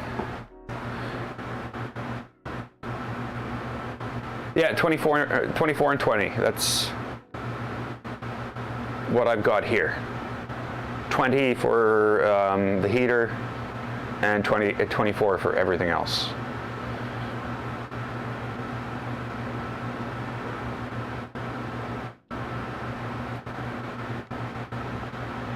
I think on the 2.4 this time though, because I have it, I just haven't installed it. I'm going to put, is it in here? I think it might be in here. I got a whole box of, you know, just,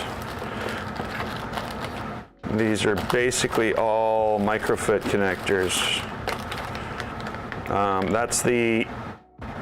That's the easy board that came with the Enraged Rabbit carrot feeder that didn't do anything.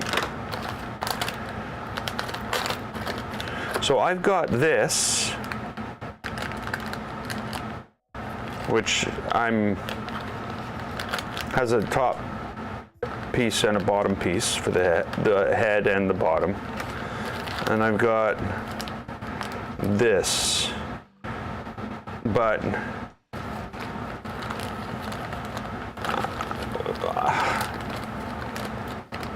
strangely enough, there's no PCB board for this. This is just the tool head board. And no PCB board. It is a PCB board, but you know what I mean. Yeah. Yep.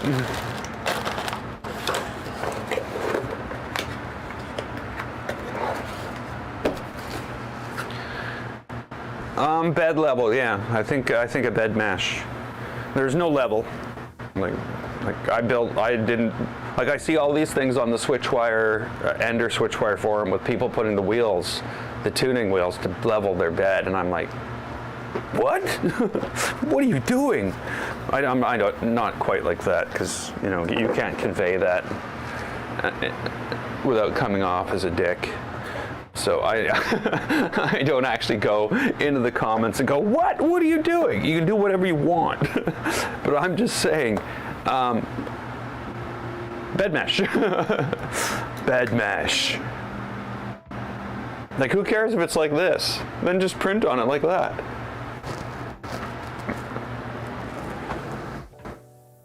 Okay, so, height map.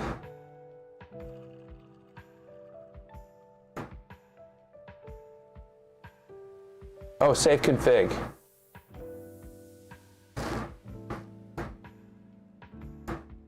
Home again. Whoops.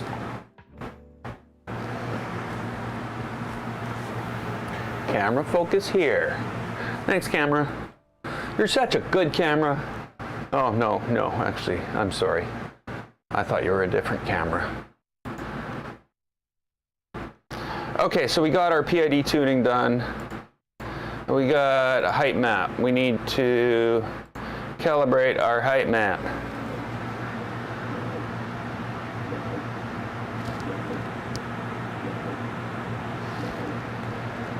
Now, this could be complete madness because it is a a magnetic bed. So I don't know what this is going to look like, but I think we'll be okay. We will be just sound, we'll be great.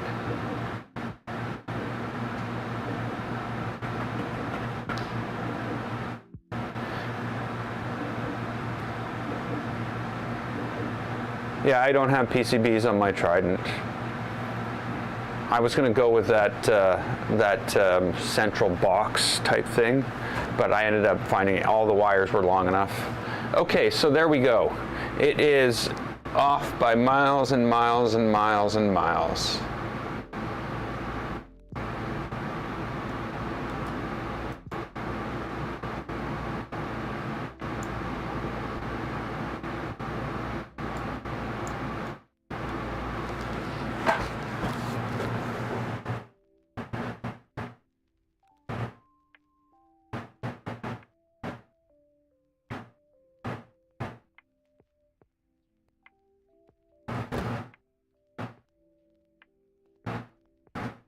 All I've got to say is, holy crap. So yeah, it is off by miles and miles and miles, but you know why? Like, it's literally, that piece of metal that it attaches to is literally bent. Not just figuratively bent, it's literally bent.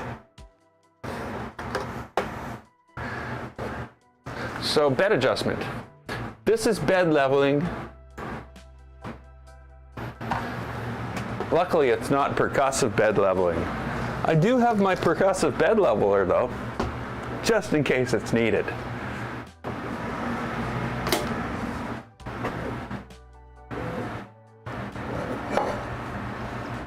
We won't be using that. I've never had to use it.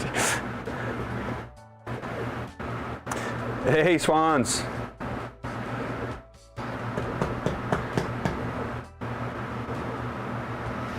Yeah, it's working great. Big, long, nice deck. A lot of display hidden way back here.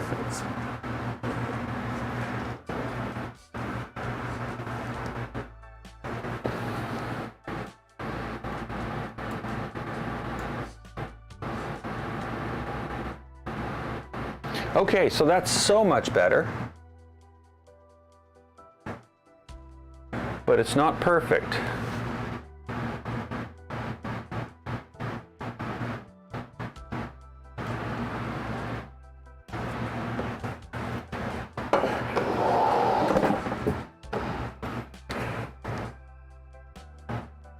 Oh, okay, okay.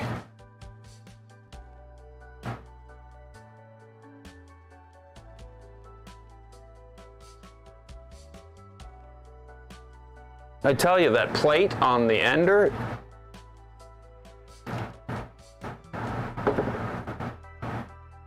it's like Play-Doh.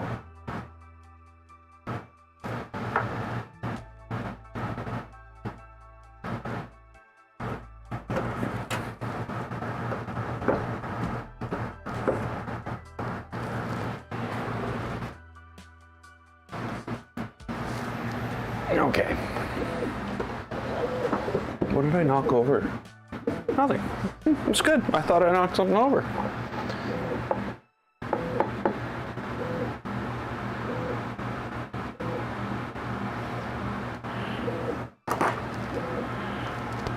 Yeah, it's still hot. I don't know, maybe not hot, it's still warm.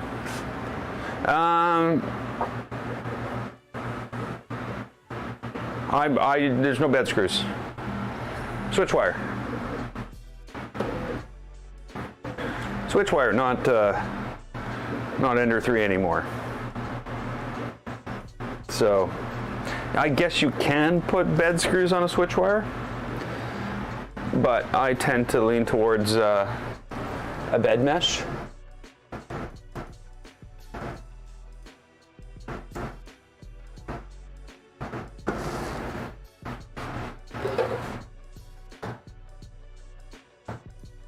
Okay, I know what's going on now.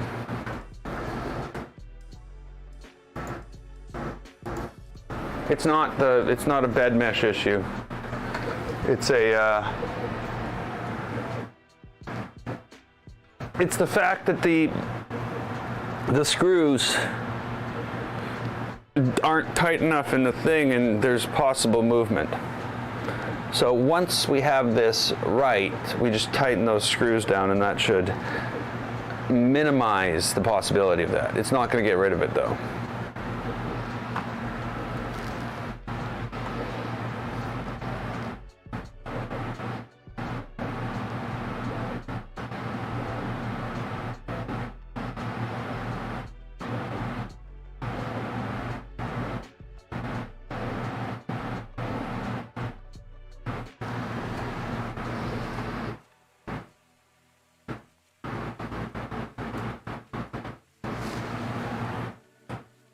Okay, let's M18. Let's shut off the motors. M18,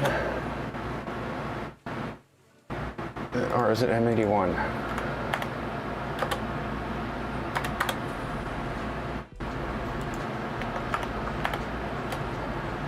What?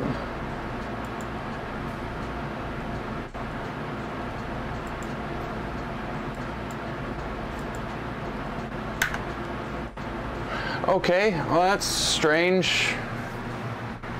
Type M18 and it says, I don't know what that is.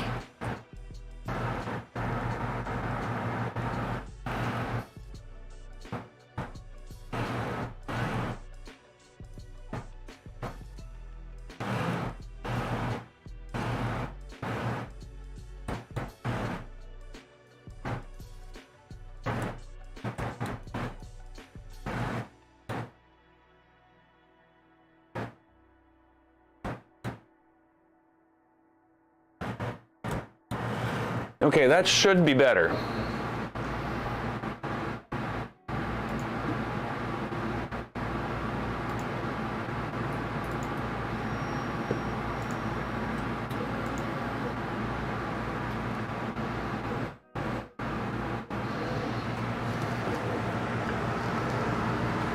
But yeah, that's not bad.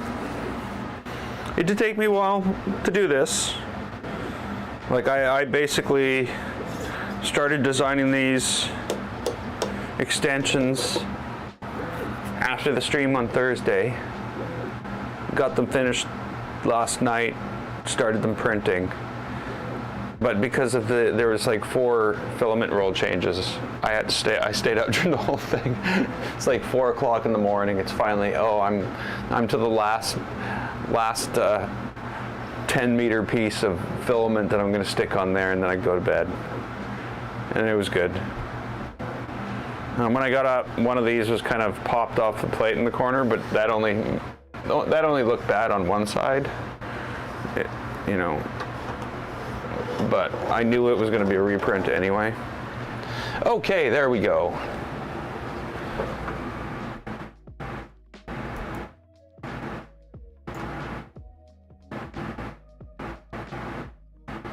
Okay, save config. So what I'm going to do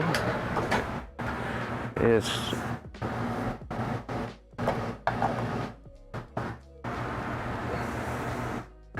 that's better. I'm going to get this out of here, flip this over.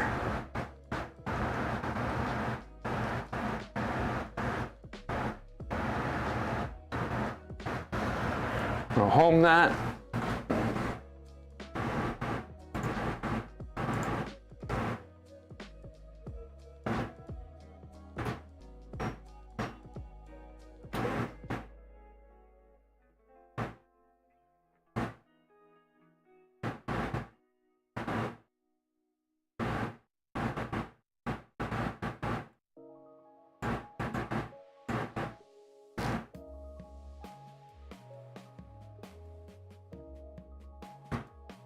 Okay, so that's -2 on the Z. Now chances are, what I'm gonna do, because I'm an idiot, and I hate having like real Z differences, I'll probably just end up taking the thing off and moving the probe 2 millimeters in the long run, so that it's very close, that I'm almost close to 0.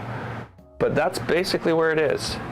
So my Z is -2. I don't have Z on here. Let's go to UI settings and show Z offset panel. Show Z offset panel. Show Z offset panel. There we go.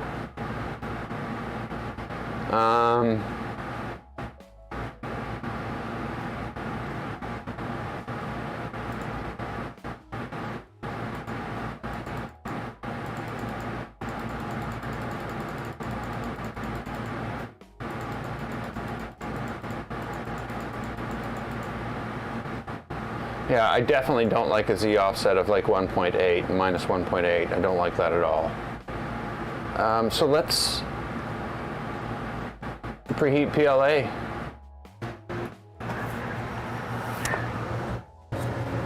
Let's get some PLA.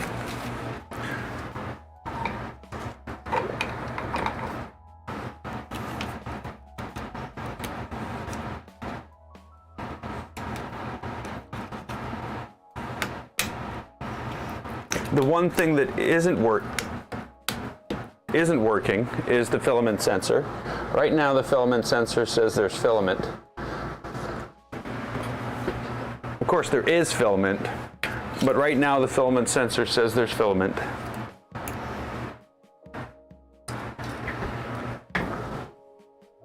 Yeah, it still says detected. So there's something going on with that. I'm going to have to pull this apart and troubleshoot that problem outside of the outside of everything.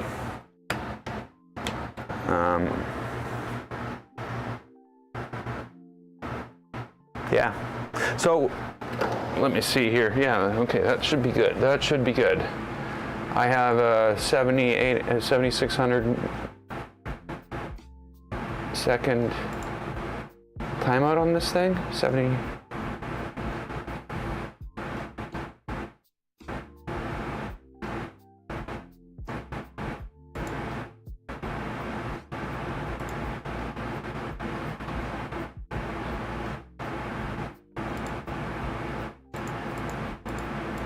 $7,600. Okay, I'm good. I think. Okay, all looks good. We're heating up. We're getting ready for that first sprint. I'm gonna go make some coffee, take a quick break. Perfect timing. When I come back, I'm gonna drag that Ender 5 in here, and we're gonna tell it what a printer's all about. I'll be back.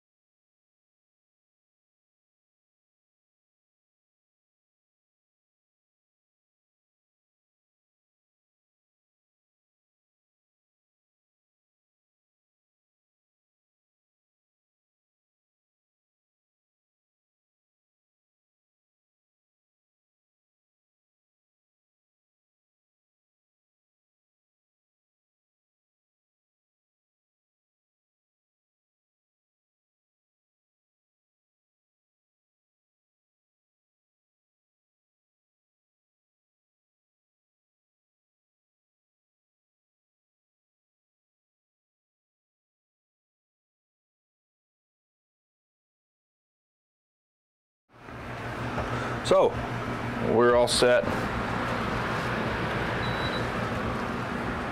I don't know if it's ready to turn that off. It's 24 in here still. So I guess that's not bad.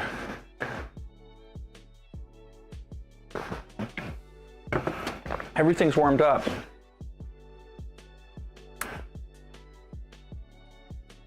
What should we print? Do I need another gray sea dragon? No, no. I know what we can print. It always fails, but I'll try it anyway. Oh, the printer doesn't even exist. I forgot about that. Okay,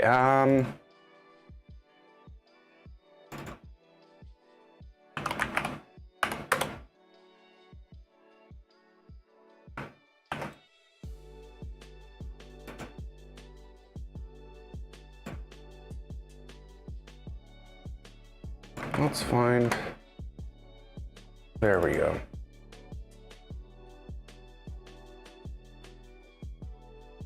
Okay, so I'm gonna have to set up a new printer in Cura, but I'm just going to copy my Switchwire and change the size of it, because that's basically what it is. It's exactly the same thing.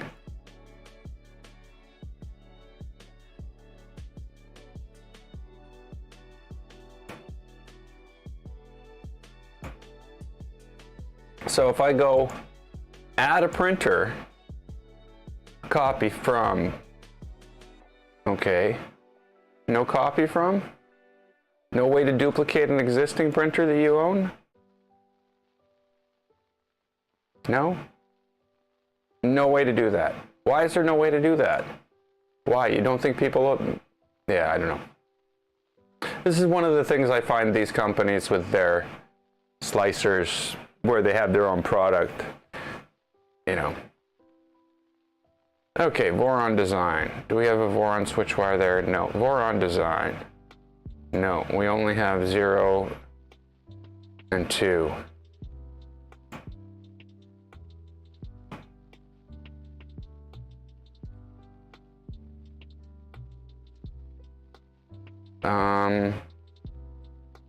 Voron design custom. Voron 2 custom. Let's call this Switchwire. It's not a Voron 2 though. Of course, I will have changed it. Switchwire orange. Add. And it is 230 by 230 by 350. Print head settings. X, Y, I don't know what that means. Print start, print end. I'm pretty sure it's got it right. Ooh, look at that. Sharky. Generic ABS. No, let's go with generic PLA. And a V6.4 millimeter. It's not really a V6.4 millimeter. What should I do here? Speed. 120 millimeters per second. 180 millimeters per second. Material, 210, 100%. Infill, 20%. Top, bottom, 4 layers, 2 layers. Alternating extra walls. Fill gaps everywhere. Quality, fast, 0.2%, 0.2 millimeter. Adhesion, skirt with 6 lines because we're just tuning. Actually, you know what? Make it 8. We won't be keeping that, of course. We want to be able to get our thing tuned in before the print starts. And cooling's at 100%. Let's slice that. Oh, Octoprint. Octoprint.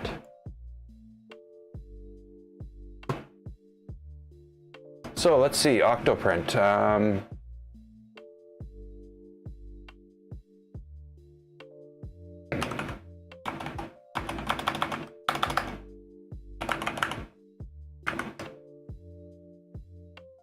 access/API_key. So local.access/API key. And my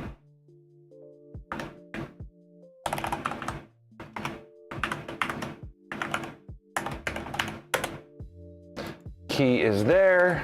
I'm going to go into Switchwire Orange, Manage Printers, Connect Octoprint, Add. And this is Switchwire Orange.local. You know what? I'm just going to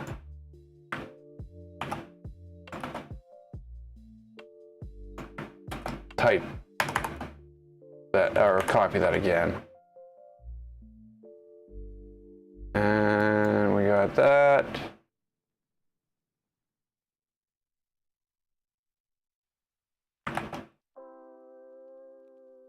Connect.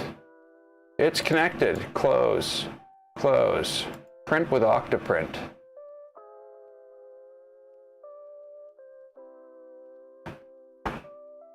The printer has its first print job ever.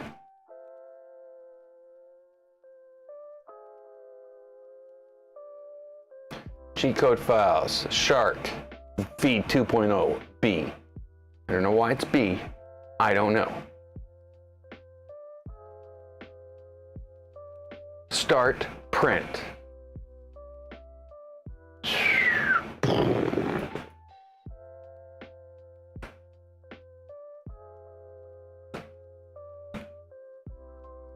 You ready for this?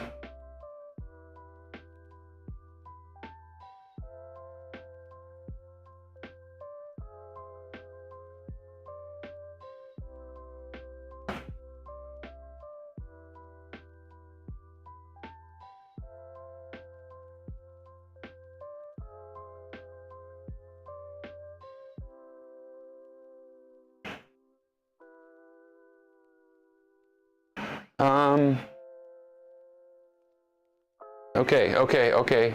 I get it. I understand. Can't have good. Okay. So it would seem that we've got another problem.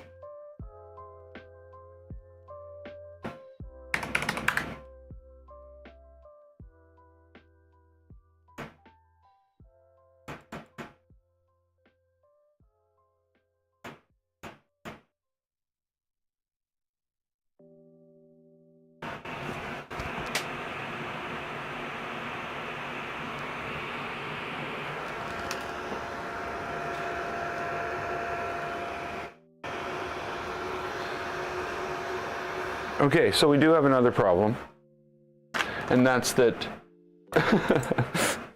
plastic isn't coming out.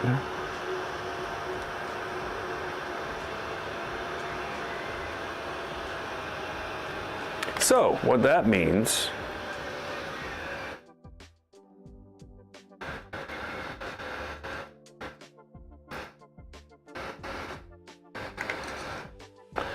is that something is going on with the motor. So we're just gonna have to let this cool down and see what we can do about it.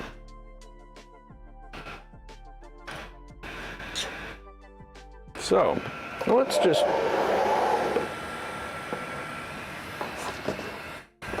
push that off to the side.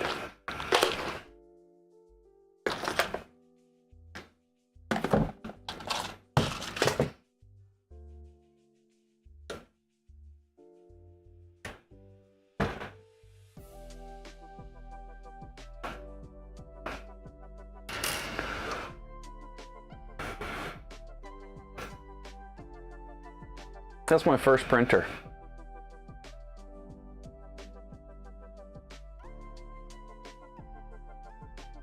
It was a good printer. It really was. It printed things well. It did.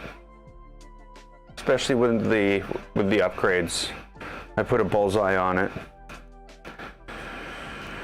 I ended up putting Stealth Burner. This was the first thing I tested Stealth Burner on.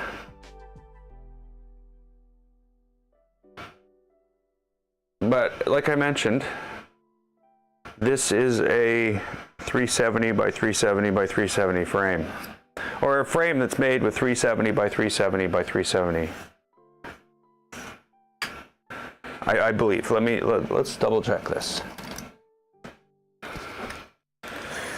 The distance on the inside is 370. The distance on the inside is 400. That might be that would give us an extra 30. But of course, that might cause a problem. But of course, the other thing is, you know, the extrusions, like this one's 410, like this one's 400.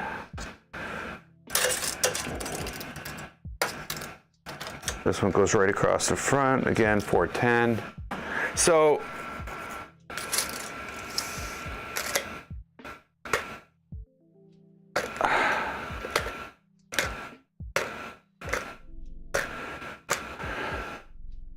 you know, it's like this, it's weird. It's weird. I'm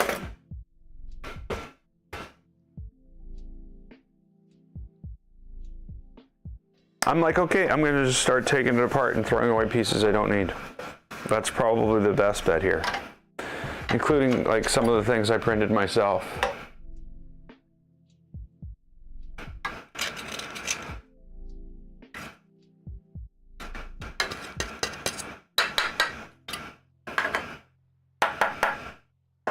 I don't know. Actually, a lot of it, the whole bed offset, like, because you'll notice, like, this is all, it has adjustments on it to push the bed and the whole mechanism forward, because of course, as soon as you put this on here, it's way out front. So I also took this off, and you know, the thing is, I don't know whether I'd put that back on. Even if I was going to put the Legacy in here, I still think that I'd end up cutting everything to 370, using the corner blocks, just the way I'm supposed to. I don't really want to cut up all the big stuff, the 470 I have. You know, that's like an ender. Sorry, a V2. I don't want to cut that all up.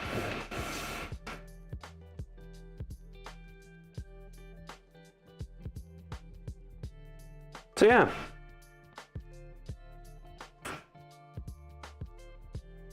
All the things I designed myself.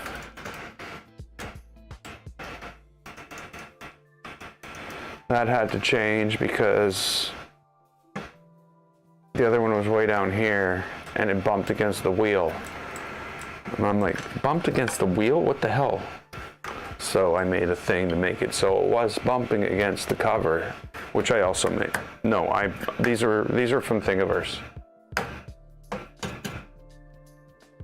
I made this so that it would bump against that cover. And what did I do? There was an adjustment one.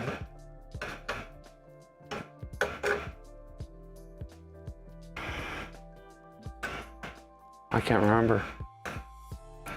I remember having huge problems with it though, because I really sucked at stuff back then.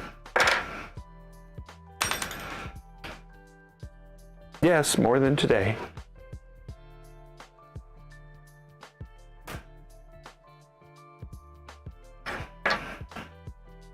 Okay, so where are we at here? We're down to 60 degrees. Okay, that fan's gonna go off in a second.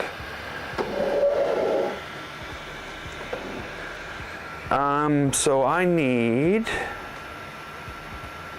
to check what's what.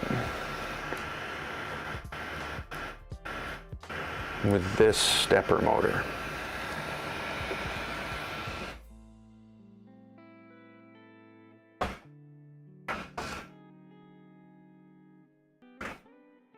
Now, 28 out there. You know what I'm going to do today? Just for the hell of it. It's 28. It's probably not the best day to do it. But after the stream is done, I'm going to hop on my bike. Go for a bike ride. I haven't done that in a while.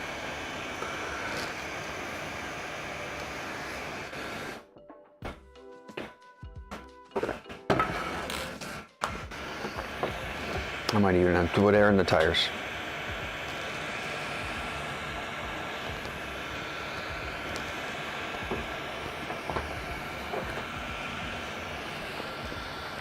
Okay, you gonna shut off?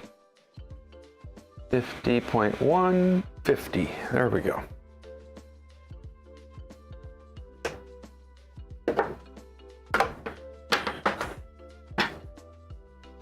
One of these days I'm gonna lose an SD card doing that.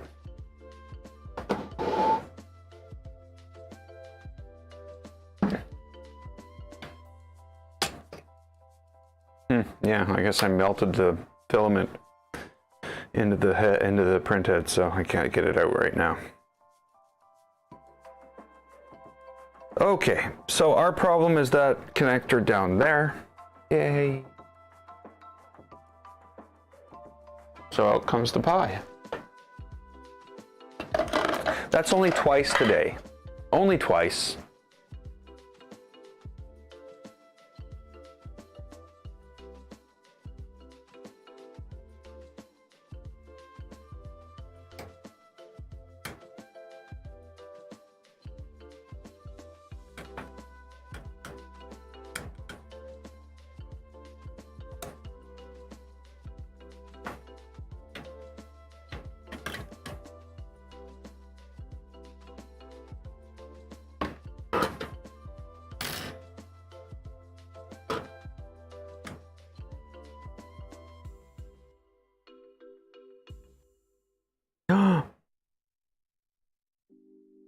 Gonna have to go like that. It's gonna have to attach down here.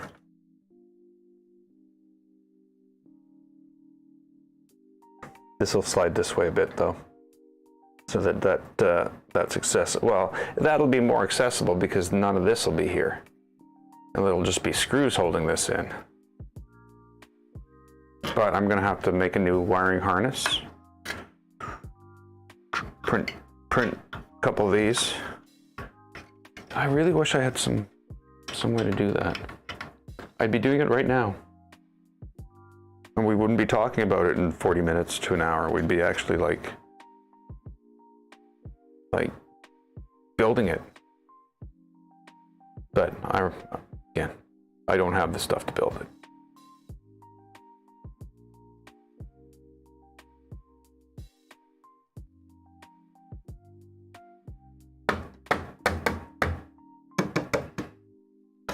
Now that's all plastic.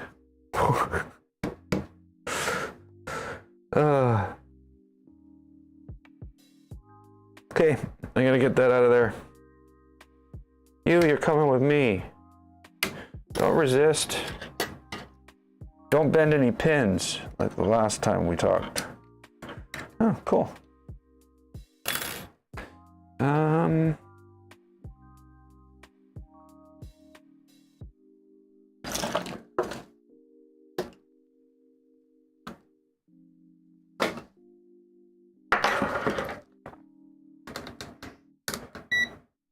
Oh, I should plug this back into the motor.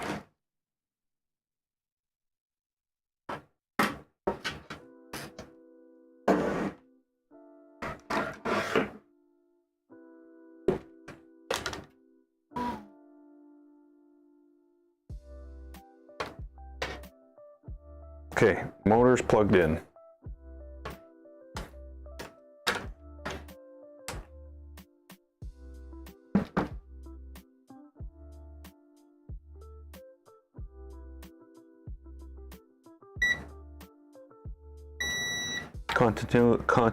continuity.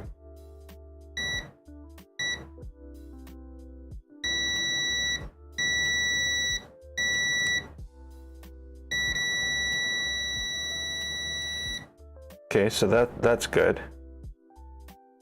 There's no cross continuity. And these should be continuous.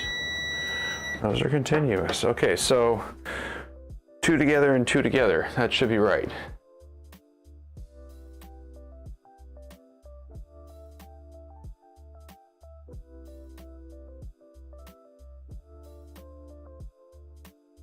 It's got to be a config issue then.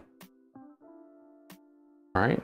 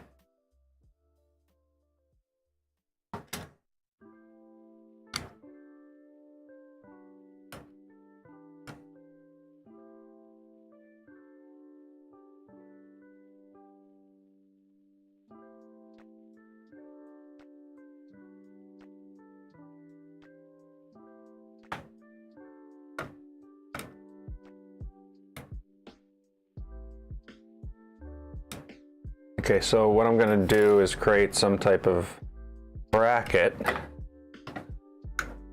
I'll probably use this piece here as a base, like the piece that attaches to the RS-25. And then I can what can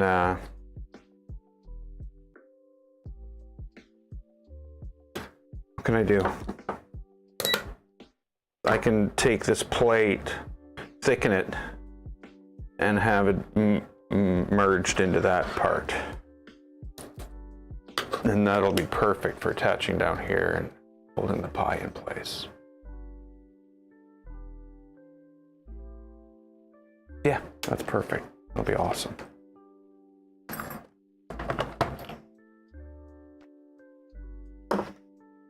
And then I'm gonna design a cover. It'll just cover that. Not because it's ugly, because it's deadly. And then with the pie going this way, there'll be lots of room to put this in here. That plug can just get tucked in there, and then I can just build a cover for it that comes off the side here. There we go. Then you can stick your fingers under there all you want, and you won't die. Mostly.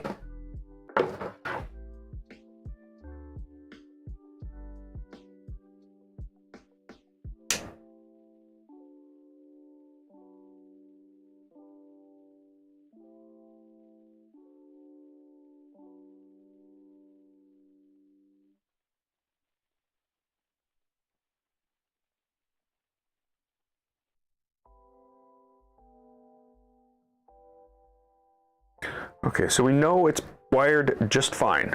I've heard the motor move, so this kind of baffles me. I heard the motor move when I had it set up wrong. So maybe I didn't set it up right after I had it set up wrong. So let's go and take a look at the config. I really wish I could share this. I am setting up for that, by the way, so that I can just share this screen and have myself on a camera, like, hey, but future, you know, we're not there yet, like, thing. So we want, what do we want? We want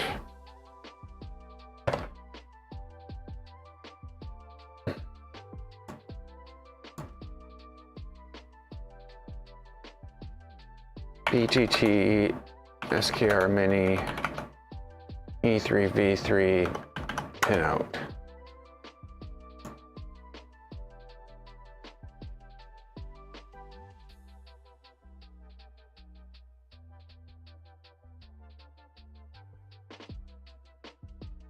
So we're looking at the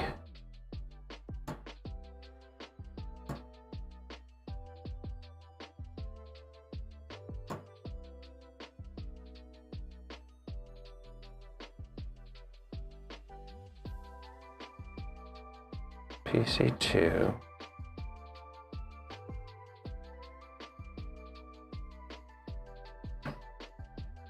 Extruder is on PB3, yeah. Direction pin is PB4. It's not PB4, and it's not PD2 for the enable pin.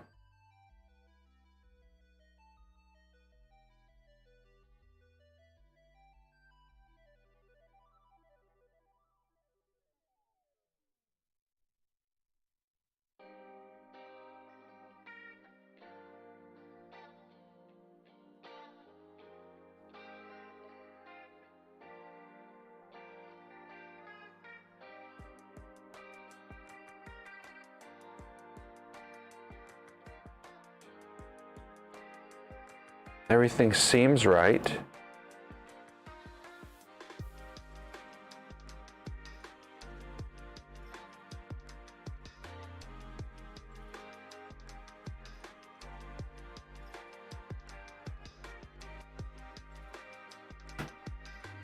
Do you think everything's too tight and it can't move?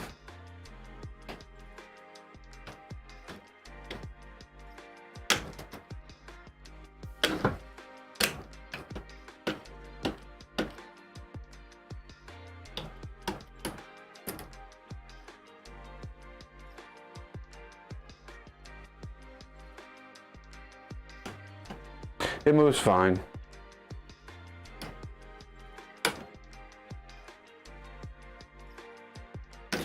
Okay, let's heat this thing back up.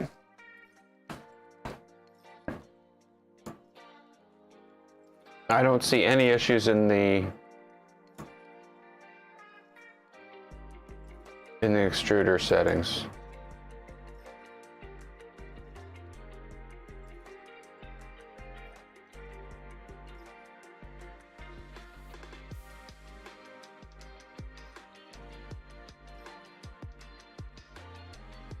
Or do I? I do, I just found it. Enable's wrong.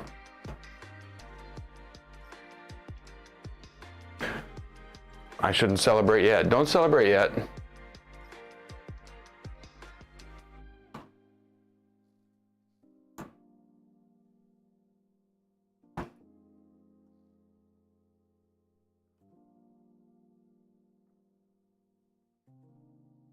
Moving.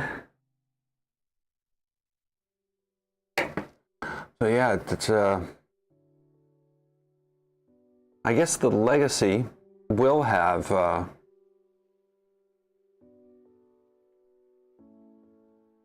bed level thingy bolties.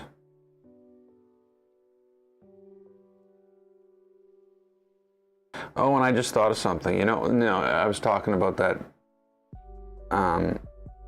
ordering that thing, and how if I were to order that $12 item from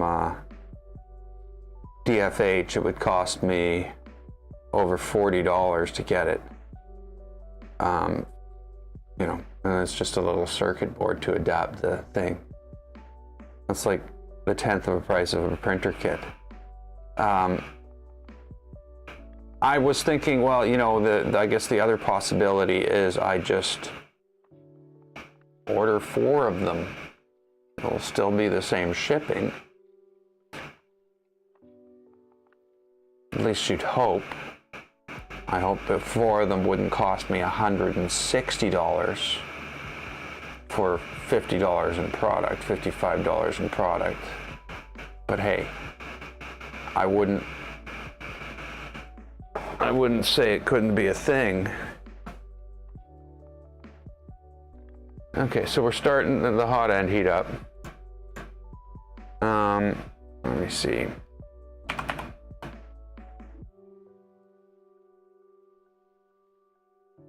Designs for health.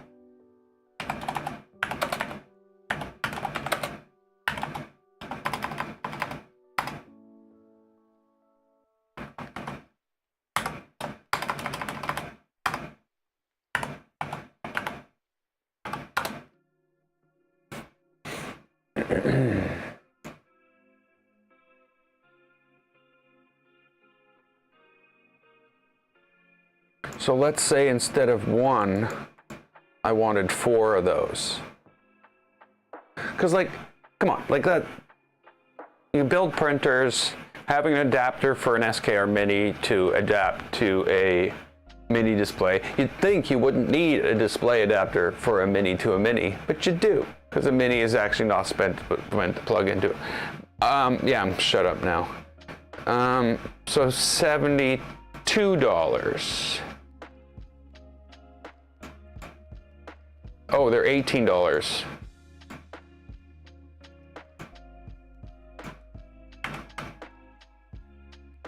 So for 3, it would be $54. And the shipping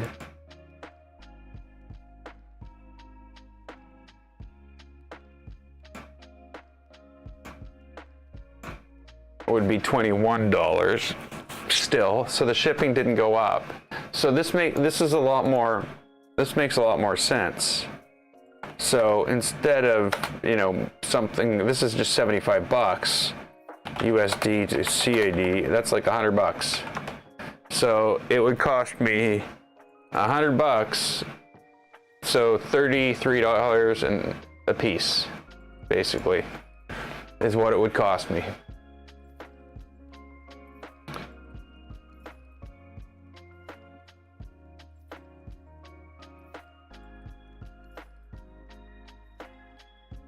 Oh. But it's heated up.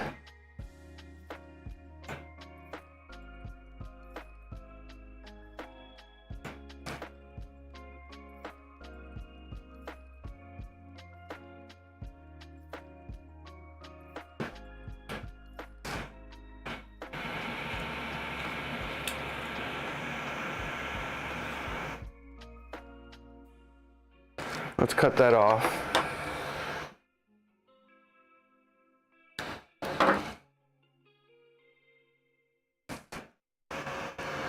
Motor's moving. It seems to be moving the right way to extrude. I mean, yeah, it seems to be.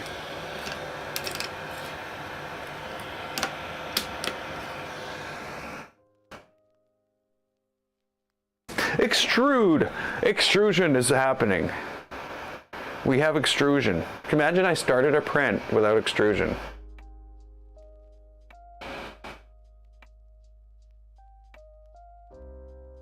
And you know, it's funny how that triggers just the extrusion didn't work.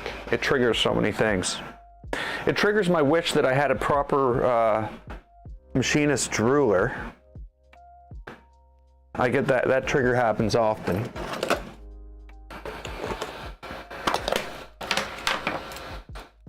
And then I have the realization that all I have is this. But of course this isn't bad.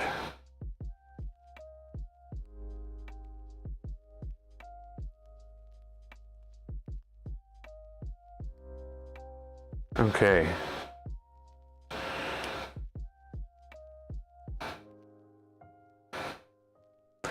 That is 100.02 millimeters.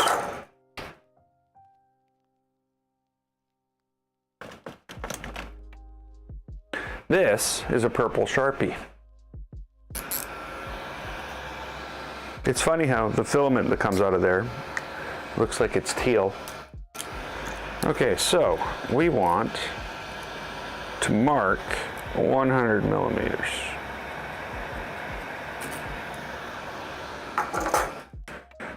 So I'm going to go down, I'm going to change it to 2 millimeters per second. And I'm going to change it to 1 millimeter per second. And we're going to call extrude twice.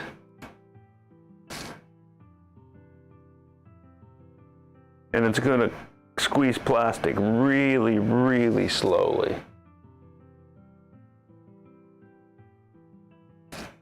As soon as it's done, I'll do it again.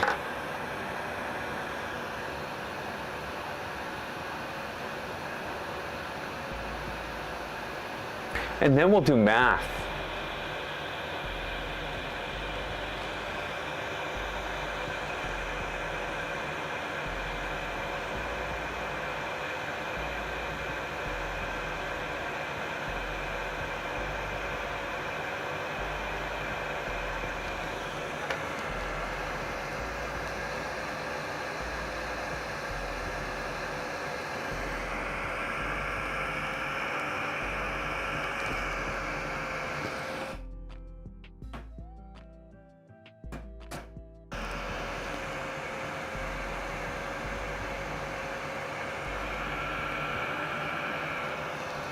It's a slow go.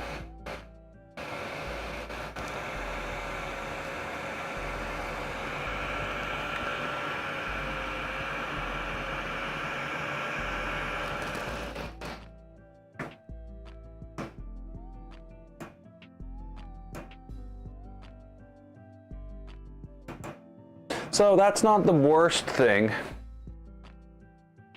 I think that's what I'm gonna do.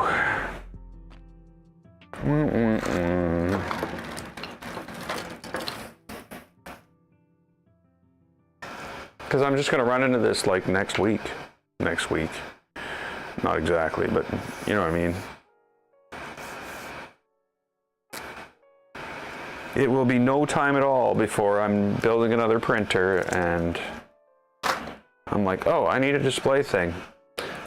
And of course, I look at those cables, those things, and I'm like, I don't want to figure out how those wires are all done.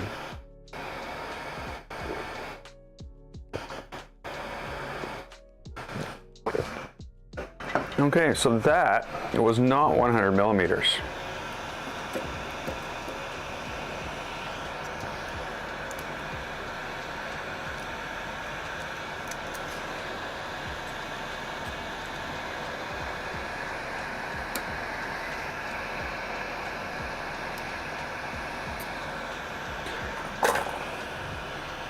That was 60 millimeters.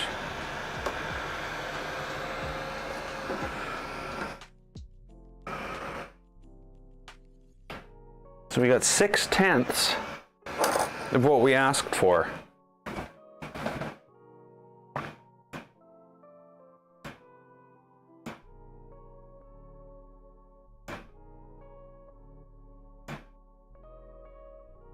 Great, another printer that isn't always there.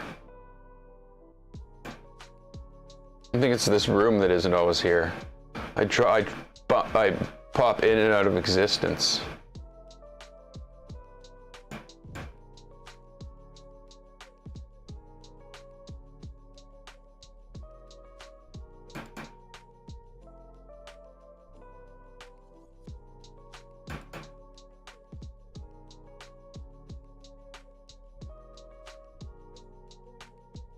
So I don't know if that makes a lot of sense.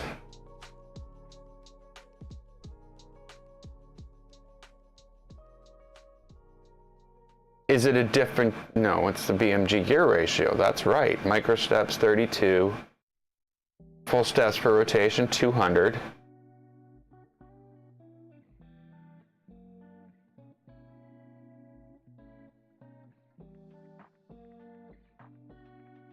So just what?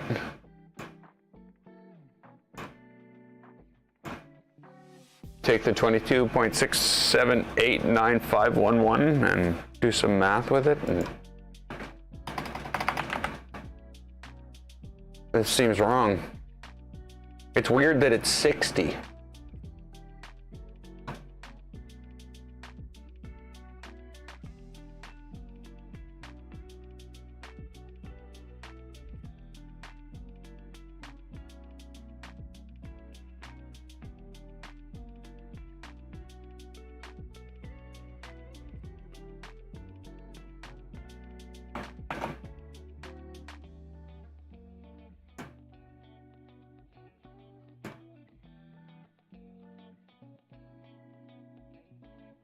That was wrong.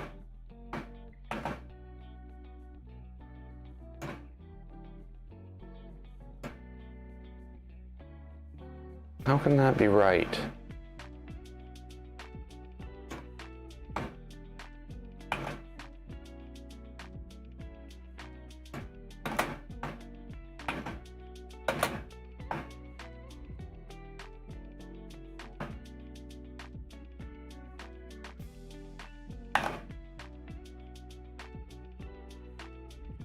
Seems wrong to me.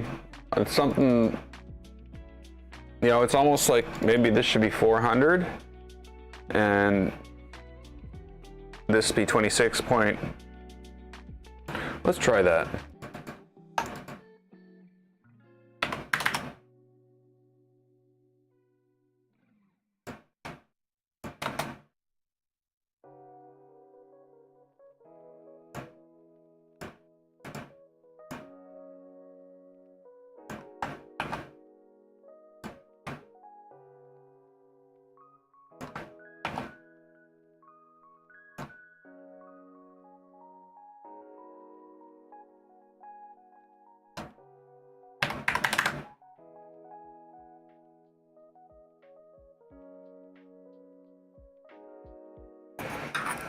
Okay.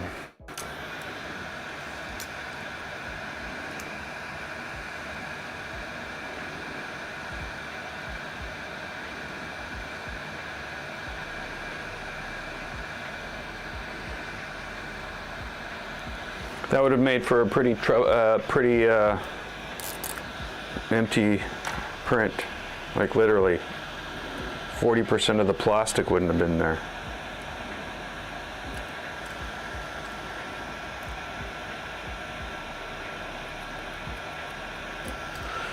Okay, so that's 99.99.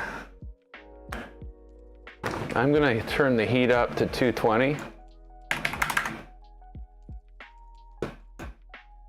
And then I'm gonna extrude it twice as fast.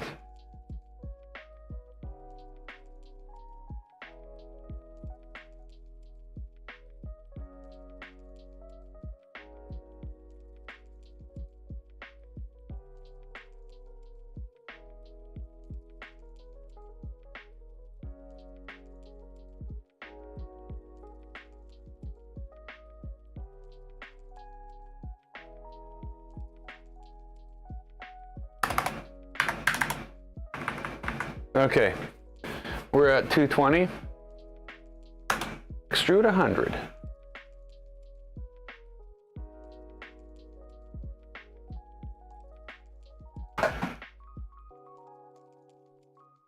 I think I did it backwards.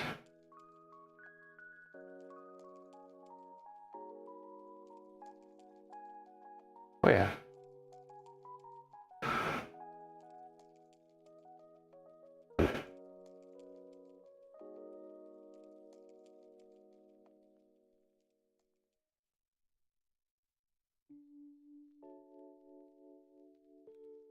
I just don't want to have to wait 4 minutes to know whether I'm going the right direction.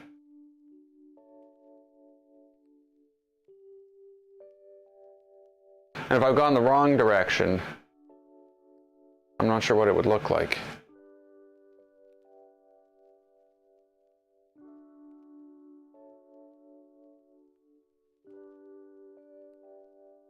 This will only take 2 minutes.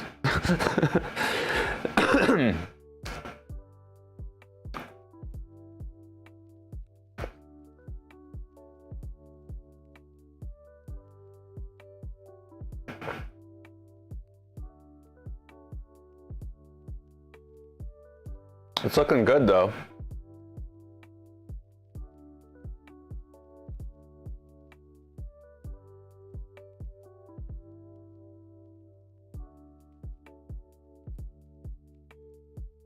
It should stop right about now. Awesome. So that's what it was. There's no way it was 13. It needed to be 400 steps.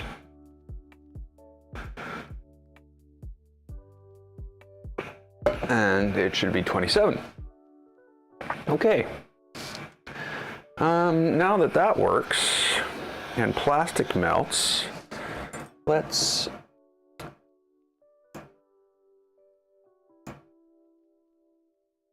extrude more of it.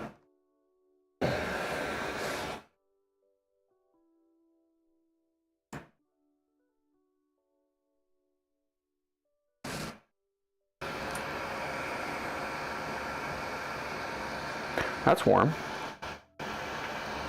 It's good because I told it to get warm.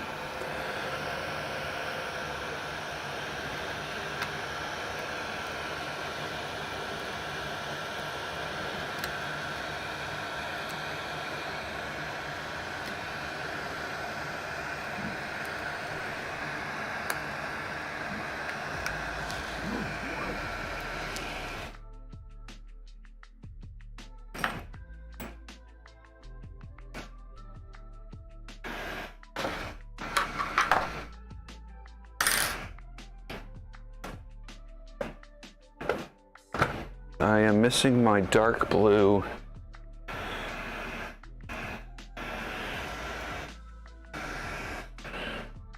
So let's keep extruding. Can we extrude at 10? No, I didn't think so. Not without help. I don't have any of them that can do 10, unless I crank the heat up on PLA to 260. Then I can extrude pretty damn fast. You just watch me.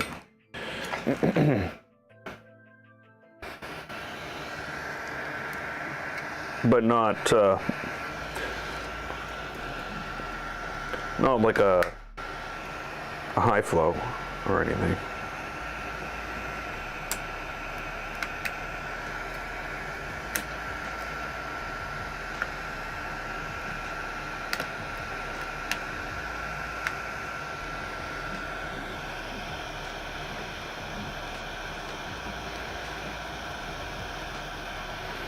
Damn, I hate that. But it's not rubbing against anything. I'm still, I don't know if I'm going to order that Brother P-Touch printer this week, or maybe wait till next month, maybe even. That prints on, it'll print on, where's my brain? Where's my brain? Heat shrink tape.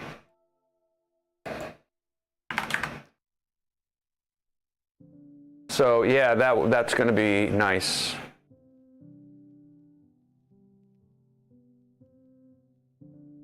To not have these, you know, dyno labels all over my wires and actually have proper things. The only problem is that, you know, how much am I going to use that? Well, I guess I'm going to use that pretty. Yeah, it's probably worth it. This is all Squirrel Brain's doing. I think he's a salesperson for Brother. He sold 2 of them so far in Discord. One to me and one to somebody else. Oh, don't put your fingers under there. Don't do that. You'll kill yourself.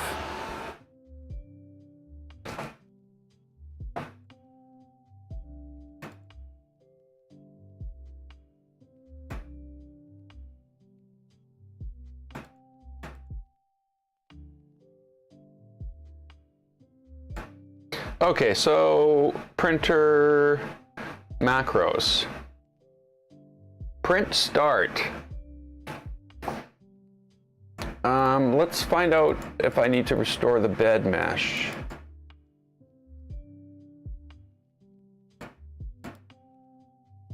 I don't think I have to. As long as it's there, it'll use it.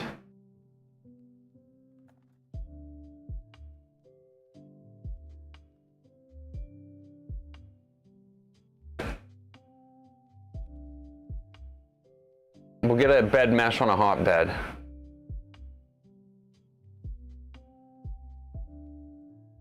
Again, I've said it. I said it earlier. I'll say it again. I'm not putting adjustment wheels on this thing. I'm just, it's the same as my Switchwire. It uses a bed mesh. I don't have adjustment wheels on, adjustment things on any of my printers except for the V0.1. And that I adjusted once. I have to admit, if I change to a textured plate, I'd have to change it, but I just, as soon as I got my PEI plate for that, that was it. It's done. Okay, so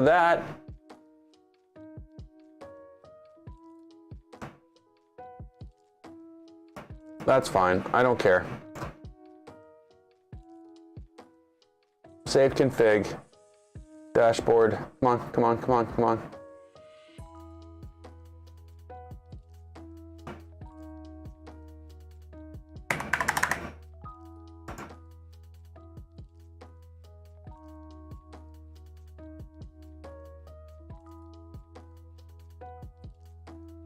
Come on.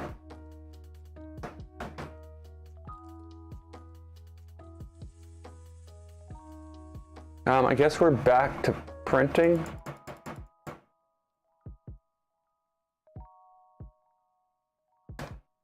We're getting ready to print.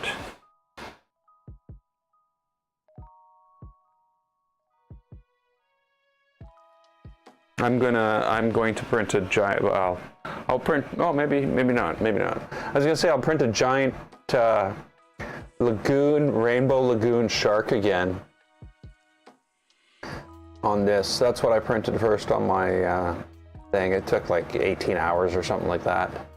And then I took it and I showed it to my mom and she's like, oh, I like that. Can I have that? I'm like, okay. So yeah, she's got an articulating shark sitting on the table in the living room.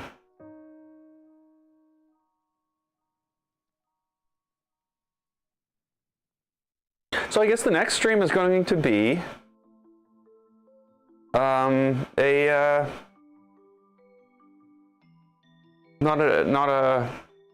another Switchwire stream, but the other Switchwire, and that's going to be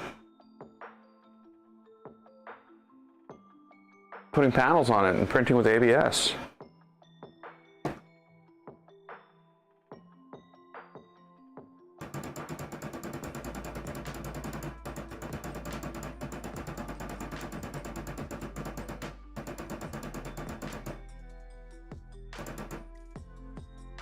Okay, here we go.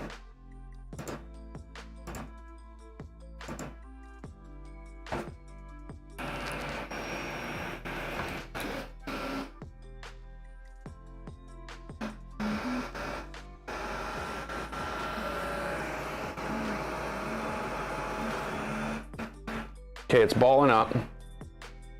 It's balling up.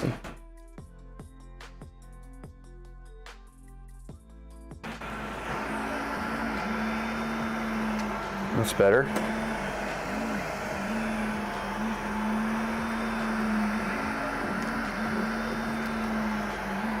But is it better? Yeah, that's better. Maybe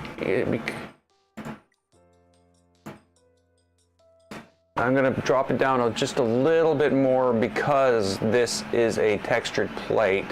And we all know that a PEI on a textured plate likes to be squished.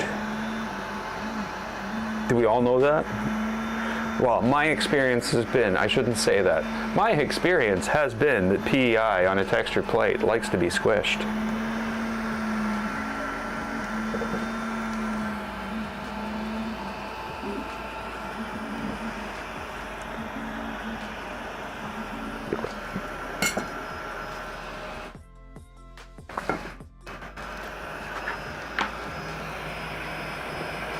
Now, if I could move this without sticking my fingers underneath it, I would not die.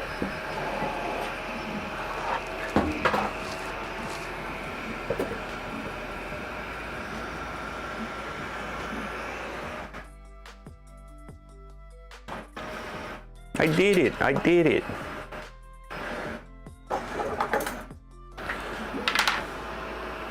So I'm going to say that this was a much longer build than I thought it would be.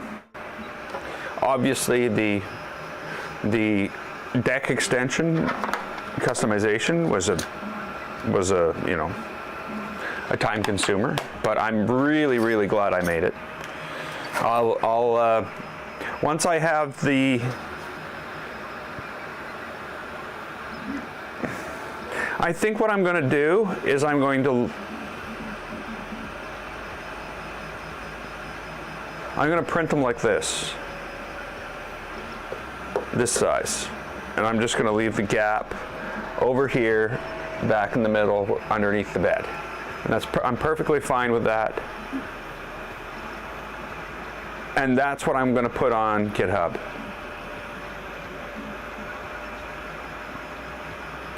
So once I have that and have it all tested, it'll go up and I'll share it. So that this will all be available for printing for everybody else, you know, Tuesday, I think.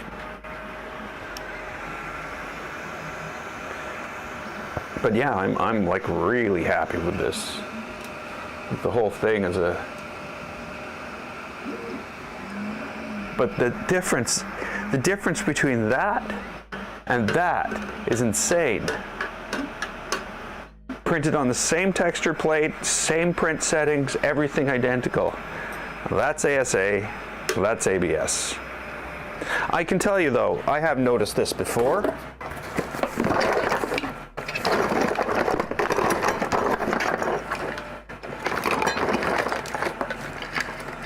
Yeah, like you can see it here.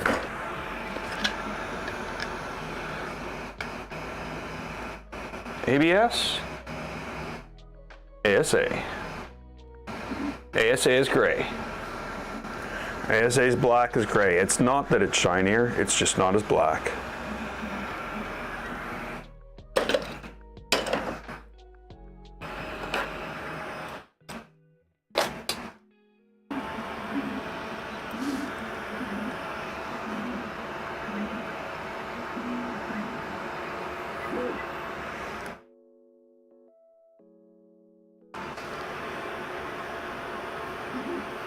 When did I start this?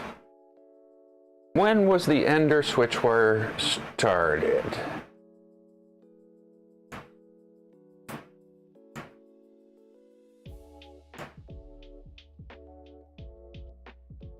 Oh, Nero's going to be streaming at 7.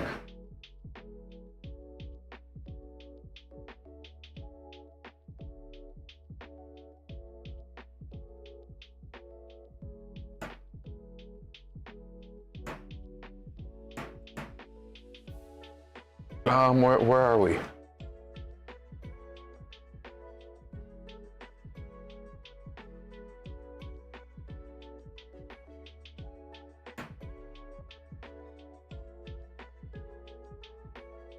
Okay. So it looks like I started this last Friday. And here we are printing our first shark. Maybe over extruding, not in the sense that it wants 100 millimeters and it gets 100 millimeters, but hot, it's coming out with a little more than I think it expects. Though I truly do not expect this print to succeed.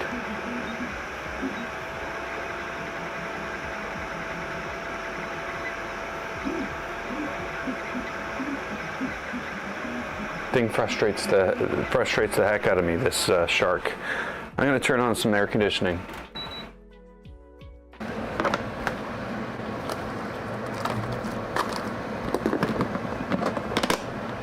So the next troubleshootable issue on this is the filament sensor.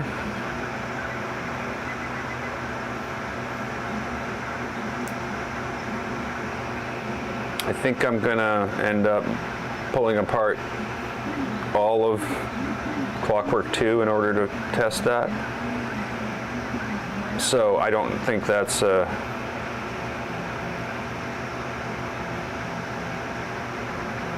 I don't think that's a fun thing. Sorry, I'm tired at this point because I truly was up till 4 o'clock in the morning getting all of this printed. I just really wish, like you can really see it here too on the side. Let me just move the camera as opposed to moving the entire printer.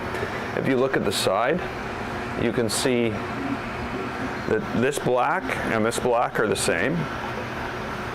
Those are both Polymaker ABS. This is Polymaker ASA. So I don't know, for anybody else who does mods out there, what are your thoughts on this? Should this, like, when I release this, should this be released as purely additional pieces? Or should I release it so these are made into one?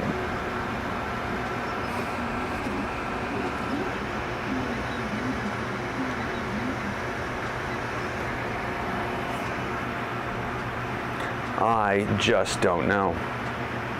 The other thing I've been looking at is redoing this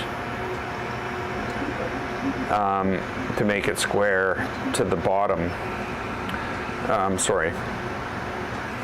Redoing this to square it off there. But then I'm like, okay, if I do that, I have to take the bed off. And to take the bed off, I have to cut holes in the magnets to get the screws out. And I'm like, yeah, okay. We'll just leave it as is for now. It's doing good. It's doing great.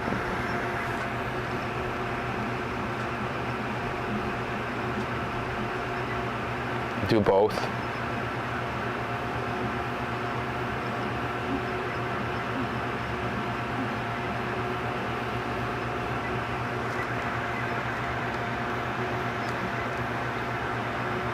I know the main one had these combined. You could print this all in one. And I thought about it. And I could have done it, I'm sure.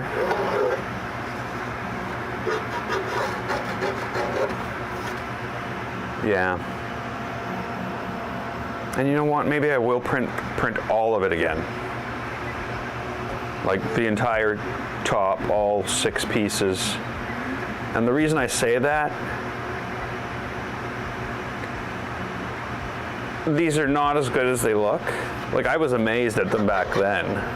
But I've printed so many more things on textured plates since then and done, you know, a better job, I think. I don't know.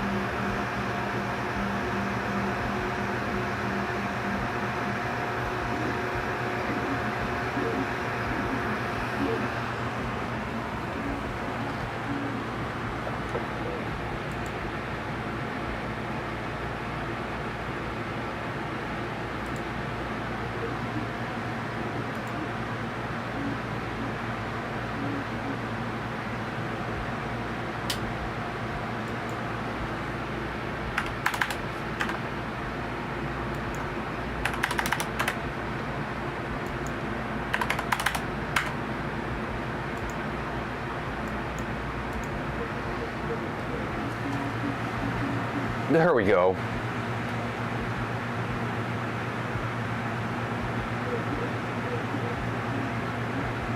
I'll have to get, you know, pressure advance, and right now pressure advance is 0.05, so standard. And I just upped the acceleration to 3,000 and 1,500 for decel. So that should speed it up a little bit.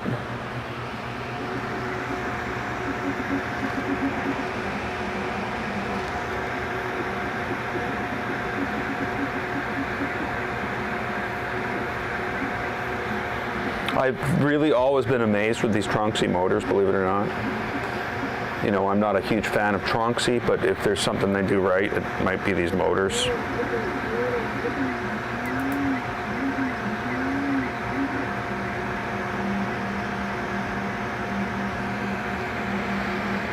And now I'm going to say that lining up these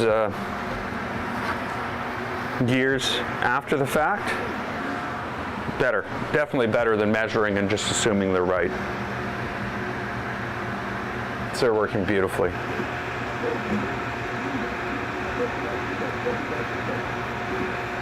Okay, something made a bad sound.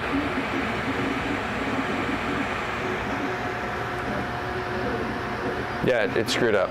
Okay.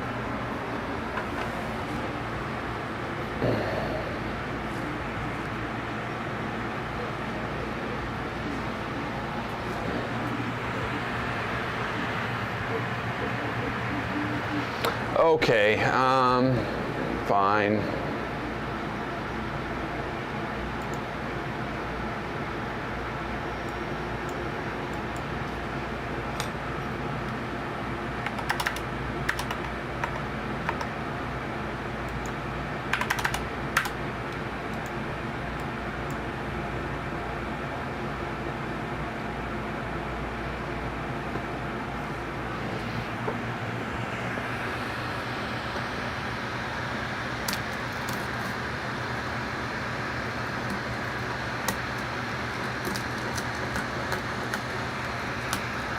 I think we're going to do okay for quick Z setting like that.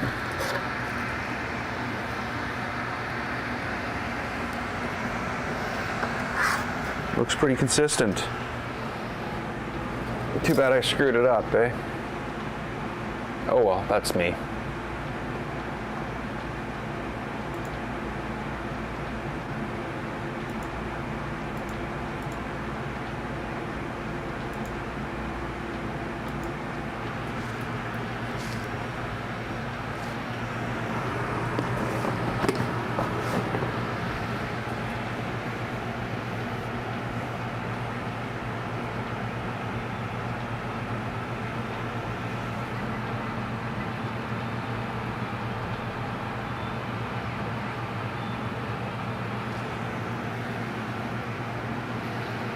So I might need to turn the current up on the motors.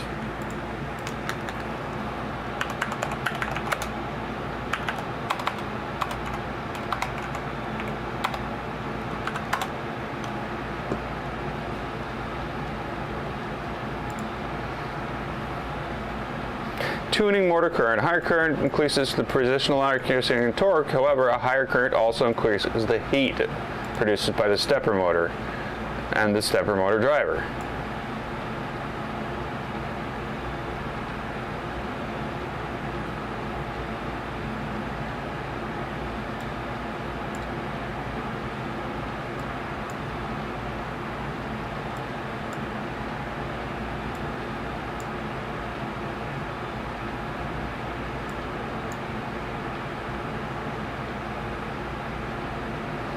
So I can set a hold current as well, which is a current that it would apply to the motor when it's not moving so that it doesn't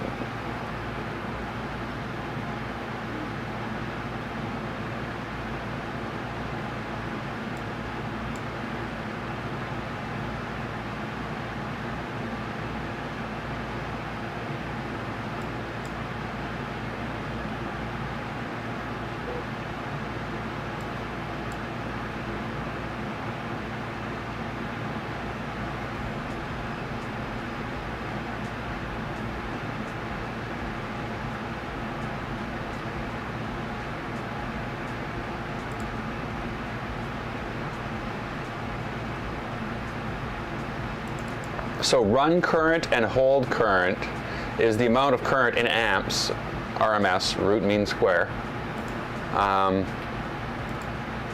configure the drivers. So the current that we have on the run current on the X is 0.5, the run current on the Z is 0.5, and the run current on the Y is 0.5. There's hold currents of 0.3 on the X and the Z, and there is no hold current on the Y, of course, because it's a bed. Where's it gonna go?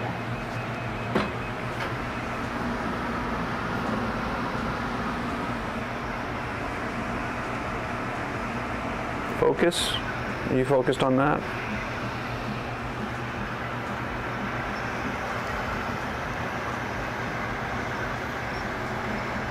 This is to say, that's the worst thing with PLA is, you know, when you're printing ABS, that crap stuck on the head, on the print head, always comes off on the outer ring. It just always does when you're printing ABS. With PLA, no, it waits until it's on something that's on a very tight corner. The next time it can come and rip it off.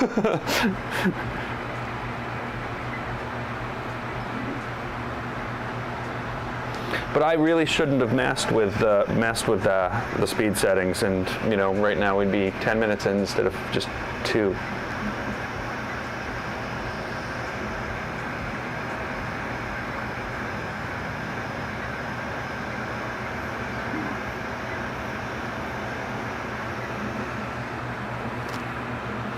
I wonder if there's the amount of current in amps.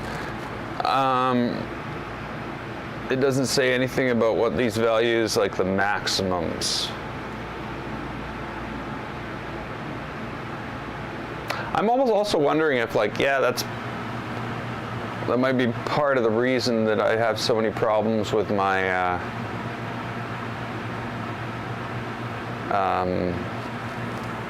0.1. Trying to get fast prints out of it is because the run current is too low.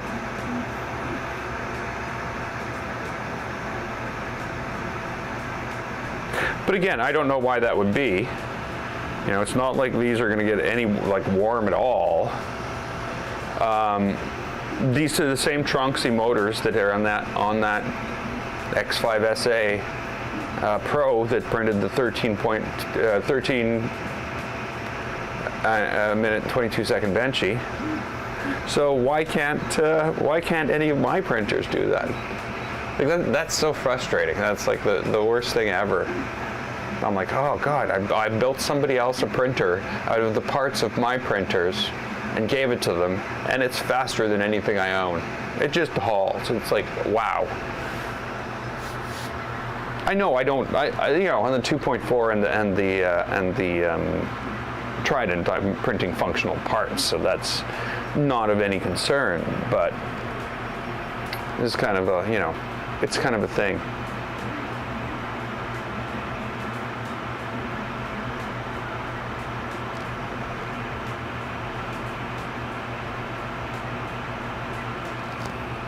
So yeah, this looks like it's going to work just fine.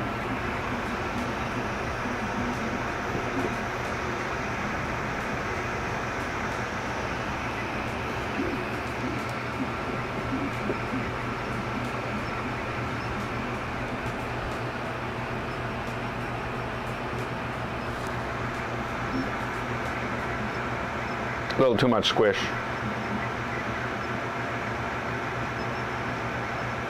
You can see it was bulldozing some plastic. Second layer looks good though. Of course, too much squish means that everything around the outside edge has less squish than it would have than if it had the right amount of squish to begin with. That's sort of what I find with too much squish, because you're just pushing plastic out the sides, and that's not stuck to anything. And it's much more likely that picks up than something in the middle. Well, it's always going to be something on the side.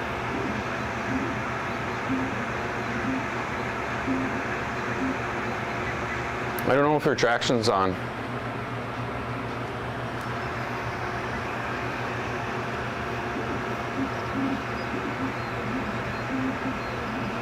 So there we go. I've definitely decided that I'm going to convert the Ender 5 into the Legacy. All the parts are the right pieces. All the pieces are the right size, and I don't need another printer. At this point, I should be actually have the mindset that for every printer I get, I got to get rid of a printer.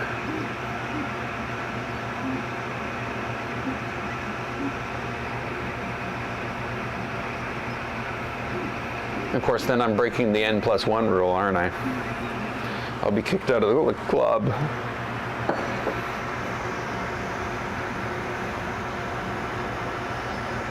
I am really happy with this. Like unbelievably happy with that mod.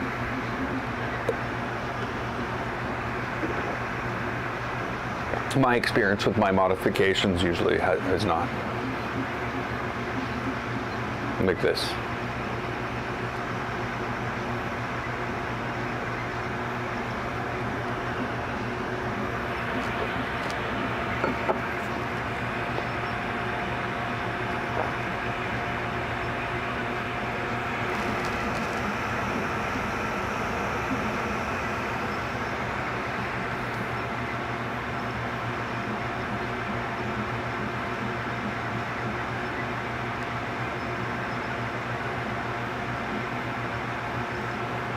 So I think this is going to be good.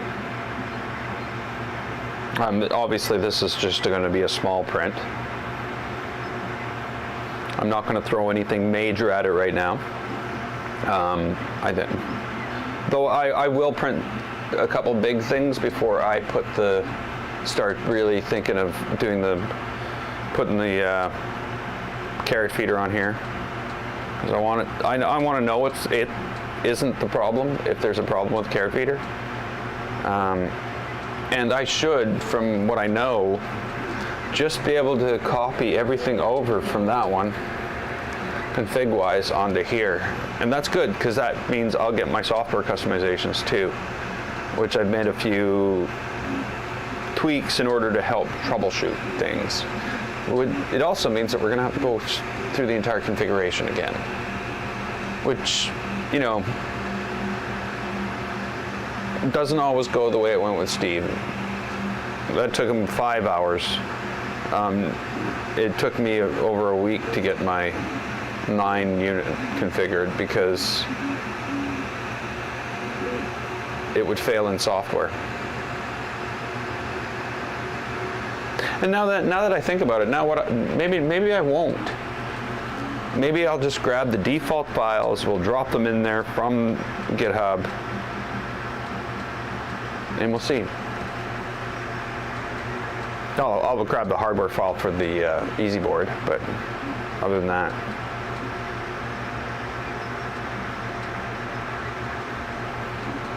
Yeah, I guess it has an ID already. I'll just need to plug it in. The sad thing about that, though, of course, is that on the Switchwire, the original, I went and I built plugs on the back for USB, for an output for 24 volt power. But when I hook it all up to this, I'm just going to run the wires up. It's not going to be the integrated or non-integrated design from the original Switchwire. It's going to be a fully integrated unit that you can't disconnect it.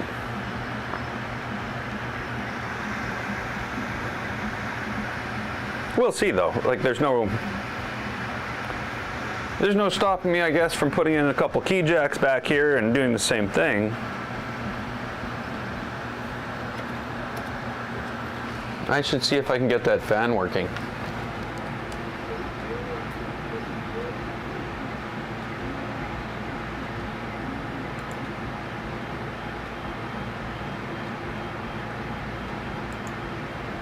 So, fan.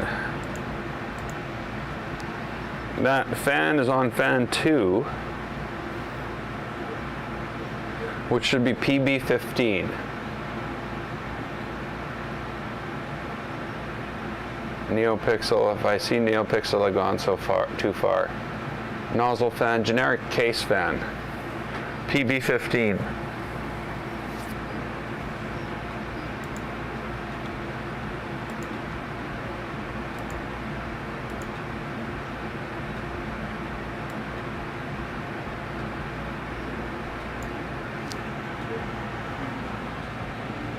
Awesome.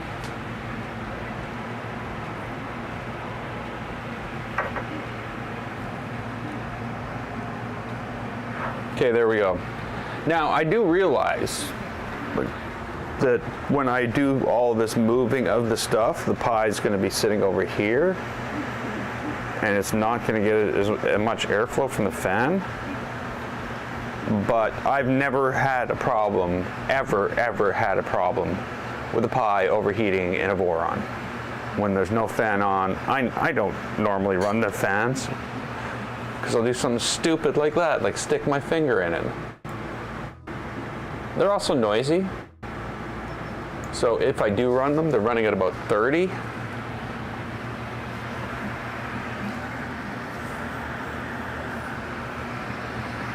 And I like the way that looks, that fan housing with the cover from the 2.4 R2.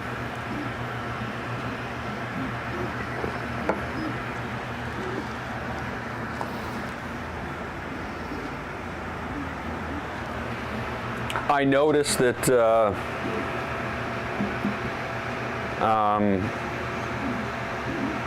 that he's got a different version of this now, which sits this way. I think it's for a version of this that you replace this with the 2020.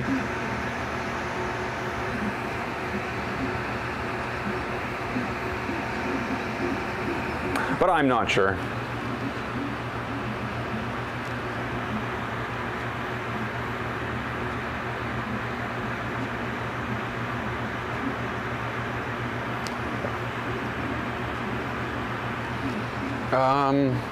Let me look here to see if I can find run current, clipper, range.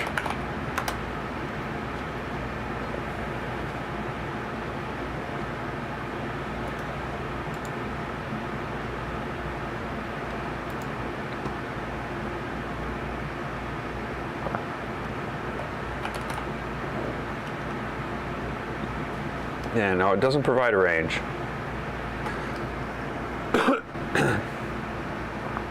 No, that's 2130s. What about 2209s, run current?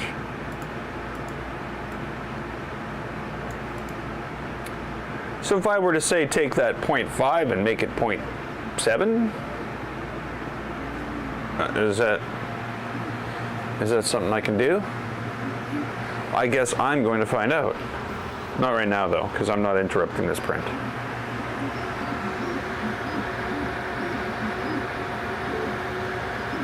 I need my first print reward from this printer. And then I'll print a Banshee on it. Because many Banshees.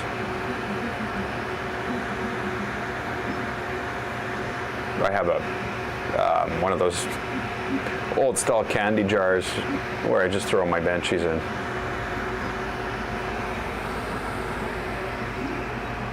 I'd say I have a 2/5 of a jar full of Banshees.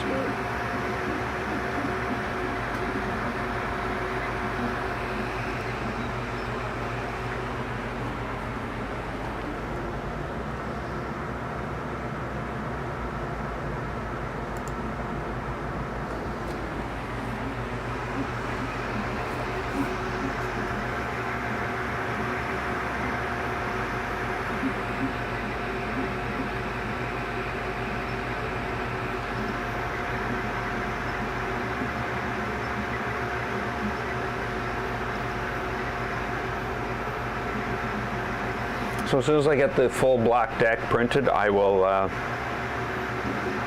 end on here, obviously.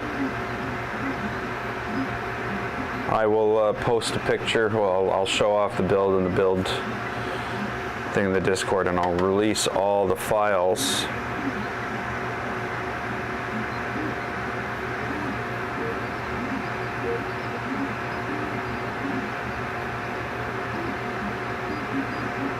Attaching these is going to be more of a pain than anything, but I'll figure that out.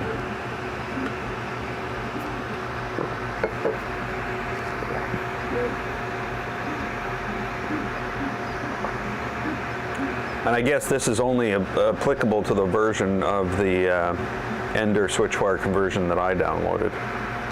The only thing I really don't like about what I've done here is there's a little bit of a thing here.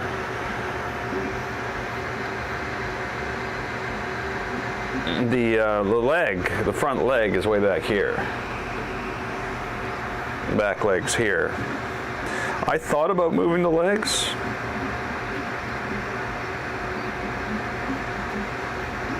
But the only conclusion I came to was unnecessary. Unnecessary.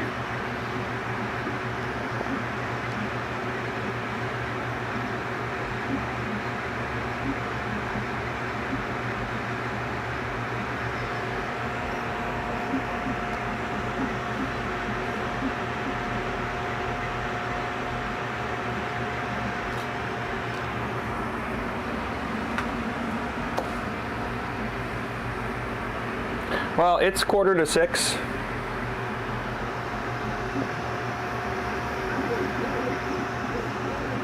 I think I gotta go eat something. And yeah, it's not really needed, I know. It holds the LCD up. But you know, when you go and do something like this on something, you don't expect it to boom, like pop up like that. That's the only thing I was thinking. So if anything, the ideal fix for that would just be, oh, well, move this leg to the middle, and then just add another one at the front so that it's, you know, that it's a stable thing. It's not going to fall over, I know. But yeah, I'm really happy with it. I'm so glad it's working. You know, the extruder motor only being a pin assignment, that was great. Happy times. And again, the probe being a swap of the ground and the sensor wire, that was also awesome. So yeah, once that was swapped, everything worked. And I you know, I can't be happier with the mod. So we'll leave this here. Don't forget to like and, of course, subscribe if you have not. Join us on Discord. Lots of fun stuff going on over there.